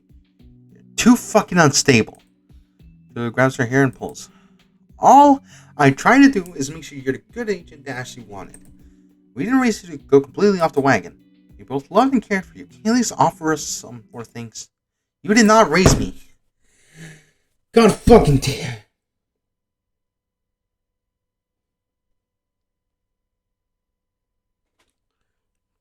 I slammed my fist against the side of her door. You are not my mother. You'll never be my fucking mother. You're never going to be more to me than you were when I first saw you. Nothing. I see. Anger completely taking over me. Julia stops crying and I get out with saying another word. When I look back, I swear I see a tear coming down her face. I just wanted. You're like my own. I'm sorry, Hope. Julie accelerates the car and drives off. Really, immediate regret hits me like a stomach. What did I just say to her? My God.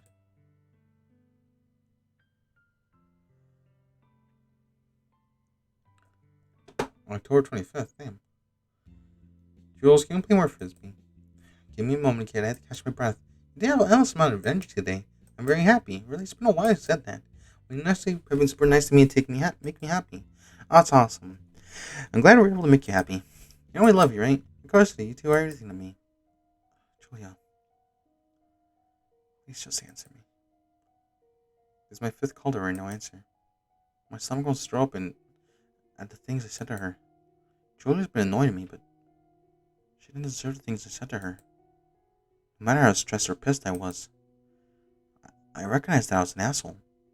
And I'm an asshole, but even I can recognize what I said was definitely over the line with her. Well, I guess I deserve that. Giving up on calling Julia for the time being, I said check on Monica inside my house. I make sure to remain nicely quiet while I enter my house. The door's unlocked, which is worrying. But I am aware that Julia has a habit of forgetting to lock the door behind her, so I assume she was the reason. I can hear a faint rhythmic beat of breathing. Just looking further, I see Monica pass out on my couch. She must have fallen asleep waiting for me. Great. Another thing I have to deal with tomorrow. Grimacing, I approach Monica and wrap one arm around her knees and under her back. Then I stand up to carry her to my room. Keeping the lights off as not to disturb Monica's sleep. I lie her gently on my bed and cover up my blanket. She shifts and grows slightly, but as quickly returns to being stiff and quiet. I'm sorry for getting involved, Miss. I promise I'll find a way to stop all this. Whispering the end of that sentence, I leave the room and head out downstairs. An umbrella over me stops the rain from covering my body. My eyes focus on the depth of the clouds that tower above me. I look down my phone, expecting to see something from Julia, but nothing so far. A weird feeling of remorse has struck me ever since I said those things to her. The anger that overcame me, and the stress that everything that happened took over me. Just Julia's normal campy attitude to try and lighten the mood just to piss me off and it couldn't get a hold of me. She didn't deserve what I said to her. I never thought of her as nothing to me. If anything, she was close to me as Ashley was. So I understand why she was hurt when I said. I couldn't have expected anything else. The blinds behind me shake as I notice Monica peering out at me. We make eye contact, she motions for me to come inside. Turning my heel, I walk back inside my house, closing my umbrella and leaving it next to the door. Hey, Hope. Yeah, awake. That's good. Yeah. Thank you for letting me sleep in your bed. Don't mention it. I wasn't able to sleep anyway. It's not like I would have needed it. I can't blame you. I was barely able to sleep at all. I was lucky that I did. You needed your sleep. That's all that matters most. What about you? You were arrested. Yeah, I was. Then I was let go after they came to their senses. I tried telling them that you weren't at fault. Not like I blame them anyway. They did their jobs. There is something we discuss. Yes, there is. I can't stay at home anymore. My dad doesn't have anywhere else to house me. I can stay here. Julia doesn't talk to me right now, so I think she's gonna protest. Are you sure? Yeah. Thank you. You're an amazing boyfriend. Monica tries to walk over me and wrap her arms around me, but I stop her before she can. Huh? We need to talk about everything that's happening. At this point, it's very evident this is not random act of violence. These people are targeting you specifically for some reason. And I think I may know why. Monica sits down on one of the chairs and looks at me quizzically. I hope you're finally here. What's the problem? You're going to be on protective detail. What? You heard me. At least brief me. As she points to the computer screen, she stands in front of the white monitor, emitting just no light to see. Picture screen of picture of teenage girl looks about my age in a weird outfit. What and who is that? Her name is Izuki. She is an idol that has quite the popularity currently. And why am I being assigned to protect her? This just sounds problematic. Shut your mouth for a few minutes, let me finish talking. Unless you want a hand mark across your face. Yes, ma'am. Anyway, Central Branch was given a contract to assign a detail of agents to protect her. Detail? So I'm going to be with the team? Well, no. I know you. You're free to work with teams. Good. That's why I'm saying you help. You have the skill and power of the entire version of 5 digits. So effectively, we're sending the best 4 digits we have. You. Are you sure this is a smart tactic? Are you questioning me? Yes, I am, ma'am. You're raising me to become the ultimate weapon. But can you really sit here and think I protect this teenage girl 24/7? Yes, I do. And if I didn't, you wouldn't be in here right now. You have to have faith in yourself. Why are you so hesitant now? Don't worry about it. Take on the job. Good boy. Takes her hand on my head and ruffles my hair. So what exactly am I protecting her from? Well, there's a group of organized crime members that apparently want to kidnap her and use her for ransom. There's also a possibility if they were fought as well, there might be a price in her head. Why doesn't the local PD just handle the problem themselves? It's only localized to where she is currently. Isn't only localized where she is currently. The group operates nationwide, even internationally at times. You need not ask any more questions. Your job is just to protect her from being harmed. Am I understood, Hope? When do I start? You leave tonight. So, you're saying I look very familiar to some famous girl? Extremely. If it isn't, and it isn't the only coincidence that causes problems. Your father's job is almost also playing into it.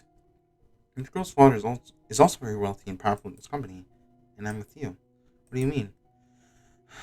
I only know this much about this girl because I used to be very close with her. How close? I was a security agent that was hired to protect her. You? How did you manage to do that? My job was assigned to me. Oh, that's right, the mysterious job you don't tell anyone about, right? It's not that I don't. It's that I can't. Is it that secretive? You have no idea, Monica. But none of that matters right now. I happen to think the same people who went after her are now targeting you in there. They think you are her, and that's why this is happening. If they think I am her, what happened to this girl then? I'd prefer not to talk about it. It's all in the past now. I stand up and turn away from Monica and walk into the living room. Stopping short of the window and peering at the rain, I think of ways to get Monica out of this situation. This all happens because of me. Yet I come into these girls' lives. I won't have disrupted them. I don't fucking sort. I have to make this right. Even if it costs my own life.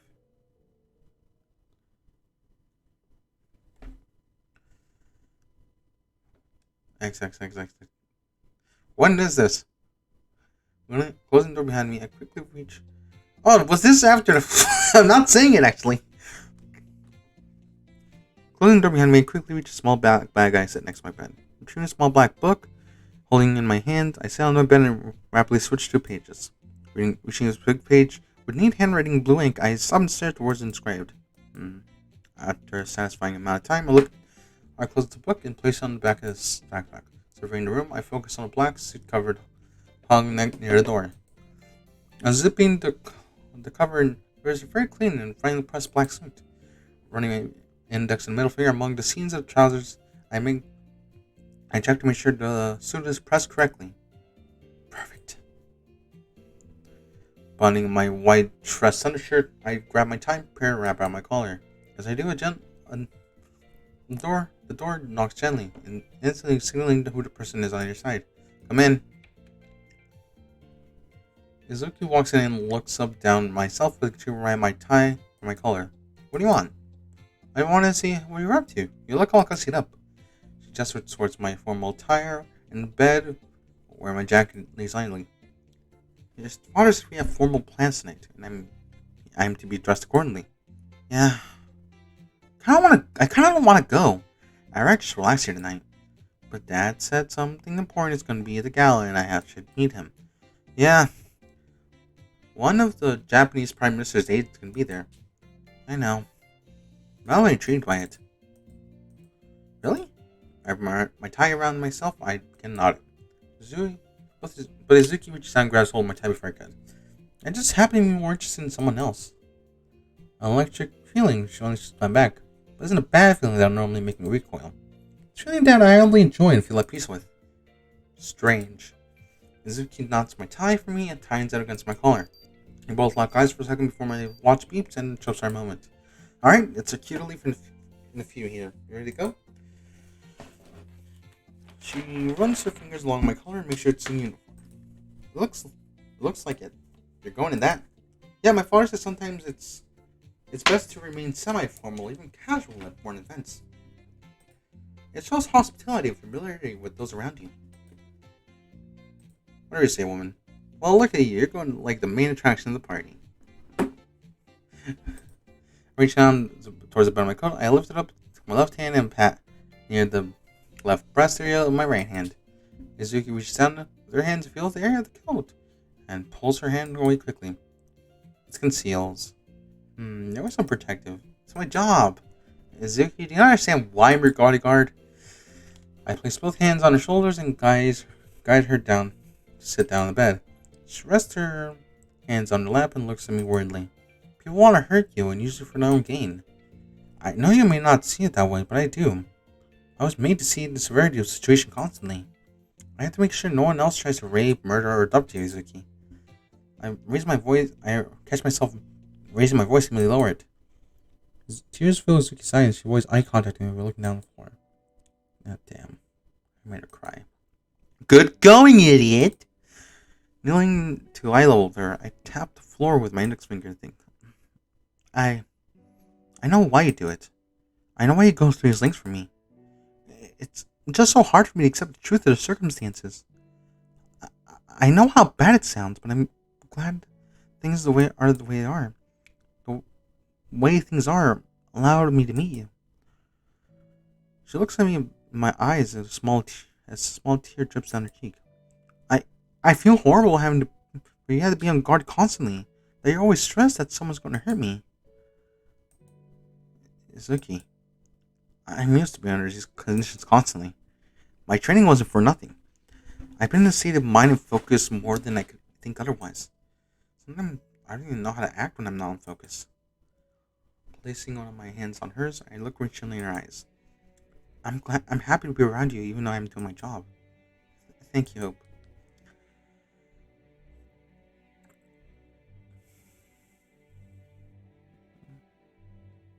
Anyway, sorry. She leans forward and wraps her arms around me. I do the same, gently patting back. Alright, enough of this mushy crap. We gotta get going. Right. Sitting in the back of the chair with Izuki, I fasten my seatbelt to can it outside where anyone acts viciously. Everything seems to be good so far, so I reach up to the driver and tap his shoulder, signaling they can depart. Leaning back on my seat, I look back at Izuki. She instantly stares back. Beautiful eyes calm me down strangely, and no matter what, I'm gonna need to be on my toes. Especially if we're gonna go into a future horrible bet that a foreign leader happens to be present at. Izuki didn't seem to mind that he's gonna be present. She was focused only on me, which was weird, considering I haven't been the nicest of people to her. I'll never understand a woman's mind. To be honest, I don't think I want to. My thoughts are interrupted by a gleam of light that reflects on a temple pin that attracts my collar. I run my thumb across the very sleek and smooth design of it, and think about the security of tonight's event. The dignitary security is going to be all over the place, which create problems with how I do things for Izuki. Actually, the director already reached out to security detail and informed them of my attendance. They're going to have their eyes on you. Just don't do anything stupid. The usual nagging briefs running through my head. However, getting Izuki out in the case of emergency can be a hassle. And even if anything would happen, it's not like it isn't like I could get involved anyway. As the agents, we have a specific guideline we have to follow during our assignments. The non-interference doctrine. An agent may not interfere in locally general operations. There's going to be legislative, executive, and judicial affairs. I just realized I read executive and judicial at the same time. Anyway.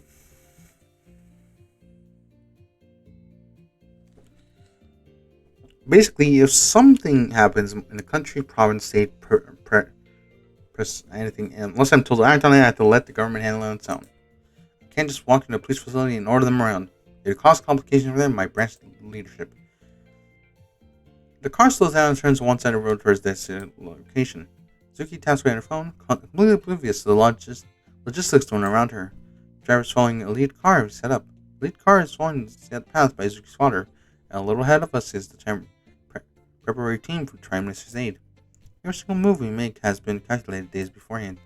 But to someone like her, who just lives her life day to day like a normal person, I wish I could live my life day to day like a normal person, except I'm a fucking YouTuber. Anyway, she wouldn't notice things like this. In her mind, she's just on her way to a party so people will have fun. We reach out one of the pre-decorated markers. I clear my mind and pray for the night. Well, Clarence, a very tall man in a very built suit stands in the suit guarding the square wall. I reach my coat pocket and retrieve my ID. When I out to him, he silently respects and gestures me to go up. Thank you. On my chest, sir. Seeing past the man up the dark stairwell, I head towards the rooftop. The party's going on very well for the night. Everyone seems to be having a nice time, no issues, no calls for anyone, no overly drunk people getting too ambitious. Everything's going fine. Soft echoes my feet against the concrete staircase. Remind me of exactly where I am. But I don't have that distract me. I have a goal in mind, and that is on the roof. A cool Pacific breeze brushes against the rooftop and brings in new and clean air about it. Standing on the rooftop, I catch a glimpse of what I'm looking for. Straightening in my tie and ensuring I look presentable, I walk to the rooftop. As I approach the bench she sits, Izuki looks up into my eyes. Oh hey! I sit next to her on a small bench that overlooks a very scenic scenescape. Izuki's hands are placed neatly on her lap. She twiddles with her fingers as she leans back. Need to get away from it, huh? Oh yeah. I wanted a bit of peace and quiet. I'll stay quiet then. Not you, silly. I can listen to you go on for hours. I listen to you for hours on end. Be careful what you wish for, Izuki. Why? Because it might actually come true? Izuki is close enough for where our arms touch. He looks away, only trying to hide how red her face is. Keep my golden gaze on the landscape for us. Beautiful. Oh. Huh? Oh. The view we have up here. Yeah, it is nice.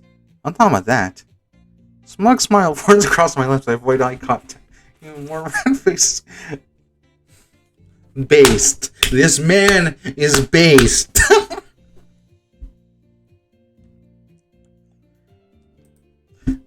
I can try to comment sincere times like this. She rests her head on my shoulder and looks down the scene with me. I'm not used to it, but I can't disagree. Maybe one day you can get used to it. Maybe one day. How was meeting the Prime Minister's aide? It was cool at first, but I didn't find it appealing. He's very touchy and I quietly talked with him and made my distance. I felt too comfortable with him around. We all know the Prime Minister's aide is a fucking weeb. A talky looking motherfucker. I see. It's not uncommon for someone to be like that. Like this happen. Izuki is a beautiful and talented idol. Her main popularity is in Japan, and I don't doubt that some of that national prominence. I don't doubt that some of that nation's prominent officials have heard her. Some very creepy older gentlemen that would love to spend time with her. She was smart and did pretty things properly before getting away. But the thought of some old man, clearly unfit to behold someone like Izuki to touch her without permission, brings me an intense feeling I'm not familiar with. It is called jealousy, my friend. I had to watch it all from my post since security would not allow me. It's probably best I didn't, wasn't. Shifting in my seat for a little, I feel Izuki wrap her arms around my left, clasping me to her while she gets a little more comfortable on my shoulder. You know I'm not a damn bed, right? Do I think they lie down on me all the time like you own the place? You're not... No!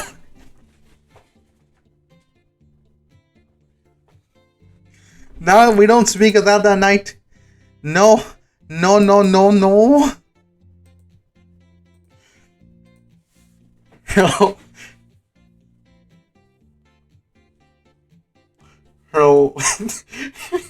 Smile, resulting, chuckling silently. What the hell is this woman doing to me? Can I just sit here for a couple of minutes? I don't see why not. With that, she nuzzles her shoulder in my arm. Wait, I have a song. Let me look for the song.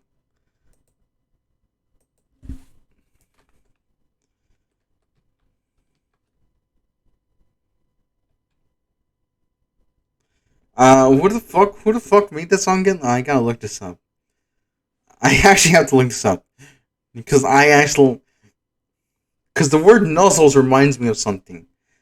You'll find out in a oh, people are gonna want to be dead after that. Let's see.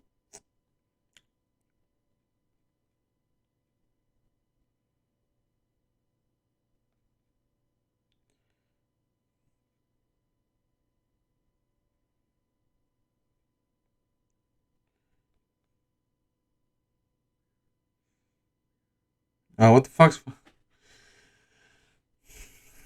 Hmm.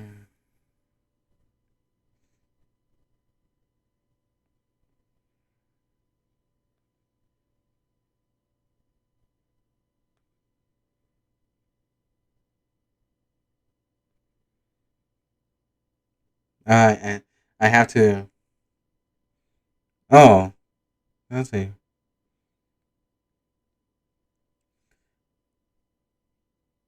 Okay.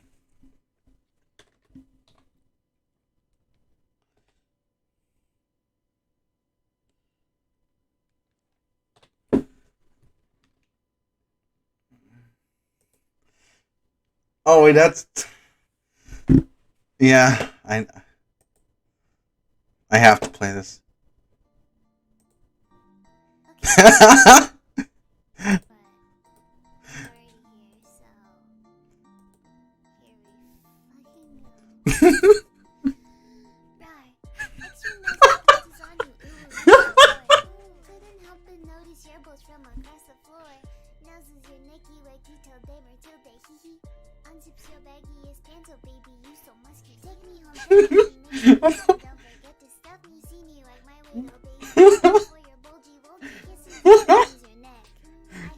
I hate that.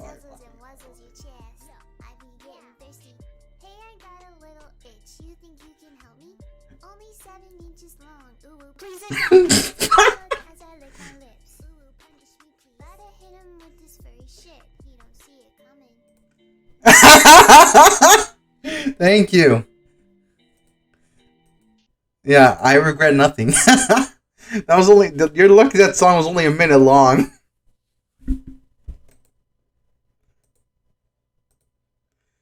Anyway. A few minutes of silence and comfort. My phone vibrates in my coat pocket, almost startling on my break. Reach out my code and my free energy the phone and look at the text message. Hope call me now. Message master lights on my phone and sends me the state alert. Zuki turns around and looks at me. Is everything okay? I'm not sure. I connect a small earpiece, build my suit and my phone, and put it in your call Ashley. Sound the phone alarm. A phone answering on the other side prompts entering on the other end prompts you to answer. What is it? The event you're at with Kuzuki. Where are you in the building? We're on the rooftop. Ashley's tone of voice instantly caused me to sit up straight and start looking around. Field operations just called a threat made to the Prime Minister's aid. We're unsure of the scope of the threat, but since you have a designee there in your contract, be prepared. Have you evaluated the threat? We're currently in the middle of it. Unknown force, strength, and means. Prepare for anything. Do you understand me, Agent? Yes, ma'am. I don't even need to, ma'am. Get involved. I understand. I remain on standby. You're an agent's comp, right? Of course, I'll let you... Let me know if you hear anything. Let me know if you see anything. I press a small button, hit on the specific part of my sleeve, which means the line. What's going on? The threat is reported against the bit guy downstairs. I've been ordered to keep my eyes open, prepared if anything goes down. What? I removed Suzuki from my arm, standing from the bench. Stay down and out of the sideline for any shining windows. Suzuki's eyes emanate concern while she does what she's told. She quickly jogs down toward a small wall that would block her from being seen by any windows in the area. Approaching the ledge, I peer down towards the ground and see the street of any disturbances. Nothing. I turn my heel. I jog on the opposite ledge out south of me and look down as well.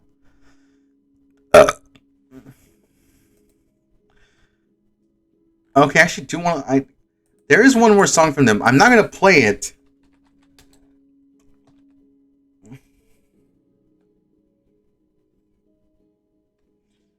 Okay, it's not on Spotify. Damn it. It was it was the it was Okie Dokie Boomer. I was gonna look up because that's the same person. Anyway, a good thing. Anyway, moderately dark alleyway runs across the side of the building. A few people stand around and chatting. The other two sides of the building run along the business, so they aren't concerned unless it's a sniper, which I have been scouting over every window to get a chance to. If I was a sniper and planning to take out a high value target in a venue like this, I would first learn the escape routes and get in the position that I would have a full view of them with. Next, I would locate any potential hazards that would compromise my position, time of day, the traffic around, the height, distance comparison, and where I plan to take a shot at. Once in position, I sit and wait till a clear shot, unless I had a diversion in place that would perfectly line the shot. Reaching back down my sleeve, I press another built-in hidden button. A very quick stagnant rings through my earpiece, where I hear several people speaking over the radio. Security acts as they should after a throw is reported.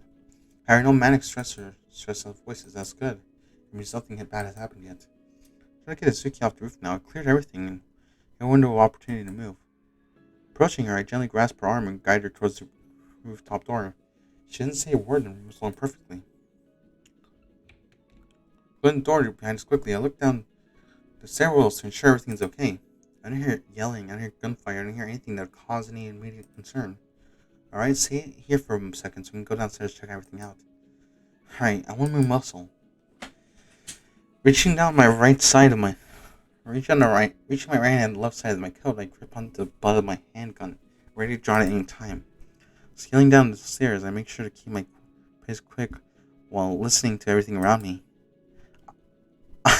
I'm actually scared what the hell's gonna happen. Reaching the guard at the bottom of the stairwell, I remove my hand from my jacket and speak to him. Hear what's going on? Yeah, we're on alert status right now. What about you? I know you're from them with some singer chick. What are you doing? Scouting, make sure nothing is popping up yet. I see. Where's she then? Don't be worried about where she is, okay?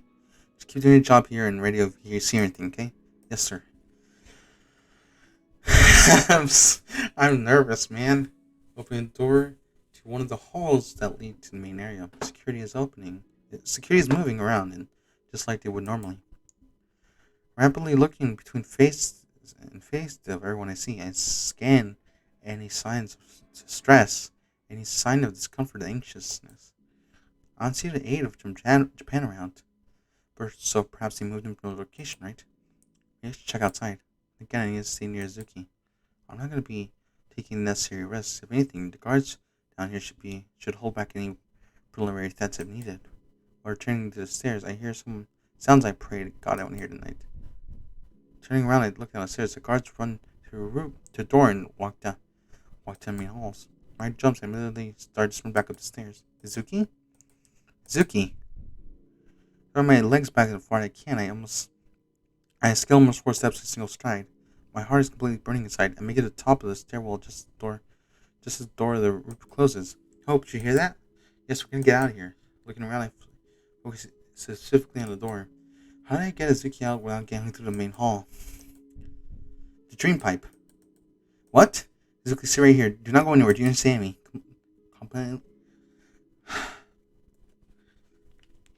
I am scared. Complainingly, she nods, and I dash out the roof. I sprint across the rooftop. I look around at the windows, ensure there are any snipers still. When I get a ledge, with a drain pipe, I check the alleyway, which is now empty, no doubt due to sudden gunfire. Kneeling, inspecting the pipe, I wrap both my arms around it without any worries. Now I dash back to the door and pull Zuki out of the building. What are you going to do? Climb my back, wrap your arms and legs around me. Are you sure? Yes, hurry the hell up! She yelps and she climbs my back and wraps her arms and legs around me. And sure, it throws me off, but it's not like I have any choice. I kneel down the pipe and turn it back outwards. Hang on. You're going down from here? It's all I can think of right now. There's shooting going on downstairs. Okay. Taking a deep breath, I grab the pipe and lower myself off the edge. Izuki instinctively tightens her grip. The weight of her wrapped around my torso makes this much more difficult to keep my strings at this. I'm rather high on the ground, so I need to take this quick. Quickly letting go of my right hand, I slide down the pipe further and grip onto it. I repeat with my left hand and slowly make my way down the hall. How far are we away from the ground, Hope? Don't look down. For the love of God, don't look down! If she looked down right now, she's gonna panic, and I don't think I can hold both of us if she starts to freak out. I had to distract her somehow. Zuki, can you do me a favor? What is it? My right ear, there's an earpiece in it. Press the second black button on the bottom of the cord. To your left arm, which is wrapped around my neck, to locate and press the button. When I look at it from the radio, my frantic decision making, there are multiple shooters. No known number, but at least three. All of a sudden, a familiar female voice emanates from the earpiece. Hope, where are you? I'm in the middle of getting Zuki out of the building. We have confirmed there are at least three shooters that are attacking the northern end of the building. Understood. We're working on coordinating security to migrate and eliminate this threat immediately. I contacted Zuki's father, and he is safe. He's gone through a safe, staff-only door on the eastern side of the building. Where exactly are you? Southern end of the building. I'm carrying Zuki down from the drainage pipe since we're right next to the entrance of the shooters are. You're what? You know what? Fine. Listen. Get to the emergency car we set up earlier and get the hell out of there. You don't tell me twice, ma'am. The line goes quiet again shortly. Then grips onto me tighter as she continues to descend. You feel her heartbeat through my chest. She's clearly terrified. I'm a little worried about her safety, but she won't be brought to harm. I make sure of that. Are you doing okay? And what do you question at? I keep trying my best to keep my voice calm and answer Izuki in a reassuring voice. Which underneath that, I'm struggling. Izuki isn't heavy by any means. I have no problems carrying her. How are you doing exactly what I'm doing? With that, weight gets straining after a while. I feel my muscles shaking and feeling vigorously to keep me and Izuki suspended. But slowly and surely, we're making considerable progress. But another 20 feet to go. I know you're getting tired. I can feel it. Don't worry about it. Just keep your focus on me and don't look down. She bears her face on my shoulder and verticalizes it below us. After a solid minute of my muscles intensely screaming at me to accelerate the pressure, we reach safe distance enough to drop. Hold on! I let go of the pipe and drop to the ground using my feet. The heat and the knees break the fall. Holy shit! My heartbeat is actually just beating out of fear. I rest my hand against the ground as I support while we take a second to breathe. Izuki hops on my back and crouches next to me. Get out of here, take my hand, I can help you. She tries to take my hand, but I slap it away. I'm fine. Standing back up, I ignore the ache that comes from my left shin and starting to ski down the alleyway with Zuki. There should be car rolls up ahead of us, blocking our exit of the alleyway. Reaching my jacket and gripping my hand, I prepare for the worst. The window rolls down and Zuki's father touches us to get in. Both of us sprint to the car and get it back. As the car squeezes down the narrow hallway, I look over at Zuki one more time, trying to make eye contact with Phil doing so. She keeps her hands clasped together on her back and avoids eye contact with everyone in the car. When we get home, she'll be safe, I promise. Wait a second. Sitting inside my window catches me. When I turn my head to look, my eyes widen and immediately shout at everyone in the car. Everyone brace!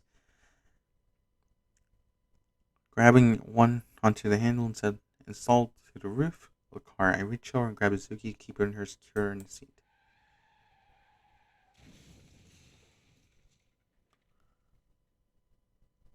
Hope? Hope? Hope! What? You're spacing out pretty hard there, aren't you? Yeah. Sorry. Don't apologize. Monk looks at me with a forlorn smile on their faces. It's pretty obvious what I'm thinking, trying to be supportive. Ever since I told Monk about Izuki, she shouldn't noticing me spacing out more lately. Some things just bring me back to everything that happened. God damn it. I wish I could forget it all. I'll never be able to forget her. Shake my hand and clear my thoughts and return to reality. You think about that girl again, aren't you? Yes. I keep telling myself that I need to forget that part of my life. Just leave it behind me and continue moving forward with what I have now. But I can't find the strength in my heart to let go. No. I can't. It doesn't matter that if I want to forget. I have more important things to focus on right now. As I said, I have to continue falling forward what I have now. Looking Monica in the eyes, I reach over and place my hand over her shoulder. I have you now, and I promise I won't let anything happen to you. Monica blushed a little and placed her hand on top of mine. I know I may not be some super popular singer and dancer, but I'm always here for you when you need it. Please, don't compare yourself to others, Monica. You're too special a woman to allow yourself to be compared. You really mean that? Why wouldn't I? Well, thank you. That means a lot to me. Don't mention it, Monica. Monica smiled sadly, like my words had brought her great comfort. I would ask you what I thought after about her. She probably say something like along the lines, you sure can't pick him, can you, kid? Then she would find some way to gossip about me and Monica and probably put me in an awkward situation and leave me uncomfortable. She would say that to me, and I oddly miss it. Wait a minute, I got a great idea. Monica gets away from here while we're planning to deal with the problem at hand. I've been meaning to visit a facility place for some time now. I think now it's time. Monica, I wanted you to come with me somewhere. Now where we're going. It isn't safe for us to be around this area for too long. Whoever's trying to kill you will eventually find out where we live here. So to go somewhere else for a while, okay? I don't know, Hope. The idea of leaving everything behind really doesn't sit well with me. Everything is happening too fast, and I don't want to lose my place here. You won't, but for now, I think it's smarter we leave this area if we figure out a plan. I promise you, we will come back. Monica sits on the couch next to me and physically ponders herself. A position like that would need to be considered a great thought. But isn't like we have any choice right now. Alright? I trust you. Alright, give me a minute so I can organize transportation for us. Right. Placing my hands on my knees, I stand up and reach my pocket for my commissioned phone. Opening up and accessing my contact list, I scroll past Julia and immediately feel empty inside. Pausing halfway down the list, I scroll back and press call. Fortunately, Julia doesn't answer the phone. It just immediately directs to voicemail. On prompting instead of voicemail, I try to leave a hopeful message. Julia, it's me. Please answer me, Ken. I want to talk to you about what I said. Pressing end, Monica and I exchange looks of understanding. Since Julia's ghosting me, I'll have to resort to another method of transportation. I'm not going to be risking Monica's life taking public transportation like a taxi or train. I have to use the resource agent gave me. Reach on the bottom of my contact list, I see a familiar name and press it. As the vehicle cruises down the highway, Monica watches the landscape change from city to country. Her crush, she calls shotgun fucking so pretty out here. I've never been to the city before. Only a few times, but because of my dad's work and school, I had to be in the city constantly, which makes the times I leave the city super awe-inspiring. I say normally, not anything special. Why is that? I grew up in a more secluded area than you expect, so I was around this a whole lot more than the majority of people. Oh, I see why you wouldn't expect. I tend to be surprised more than not. That's part of the reason I like you. I smile and chuckle while my throat's actually no. I was planning to stop at 3, and I'm not gonna do anything. Okay, then I'll go till 3:30. No, we're stopping. I'm actually gonna save this because I was actually gonna stop until after that flashback ended. So I did go along and time it like a bit longer. So I'm gonna end it here. I'm gonna find someone to. Let me see if any of my friends are alive. If anyone I know is alive.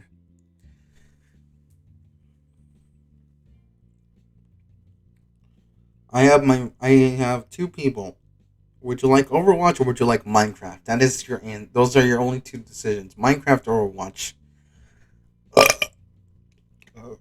I regret nothing. You get to choose, or I play that goddamn song again. I swear to God, I will do it. I have it ready.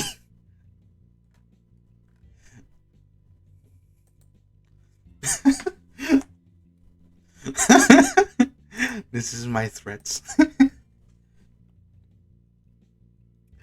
Eggs are crunchy.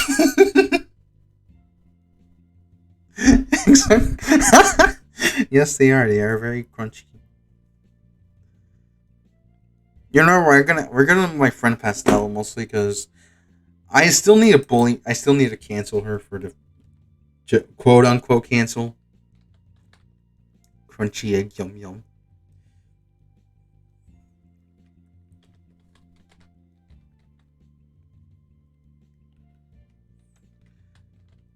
I mean, I literally had eggs earlier. There's a bit of shell in them, so yeah.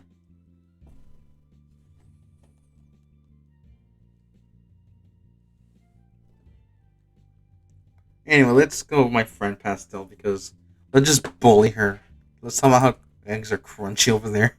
So I'm gonna go relax, bully. Let's bully her. Have a good afternoon. I'll see you guys tomorrow. I'll see you guys tomorrow on another stream. I don't know what the fuck it is, but we'll figure it out. Have a good night. Well, or afternoon. I don't fucking know.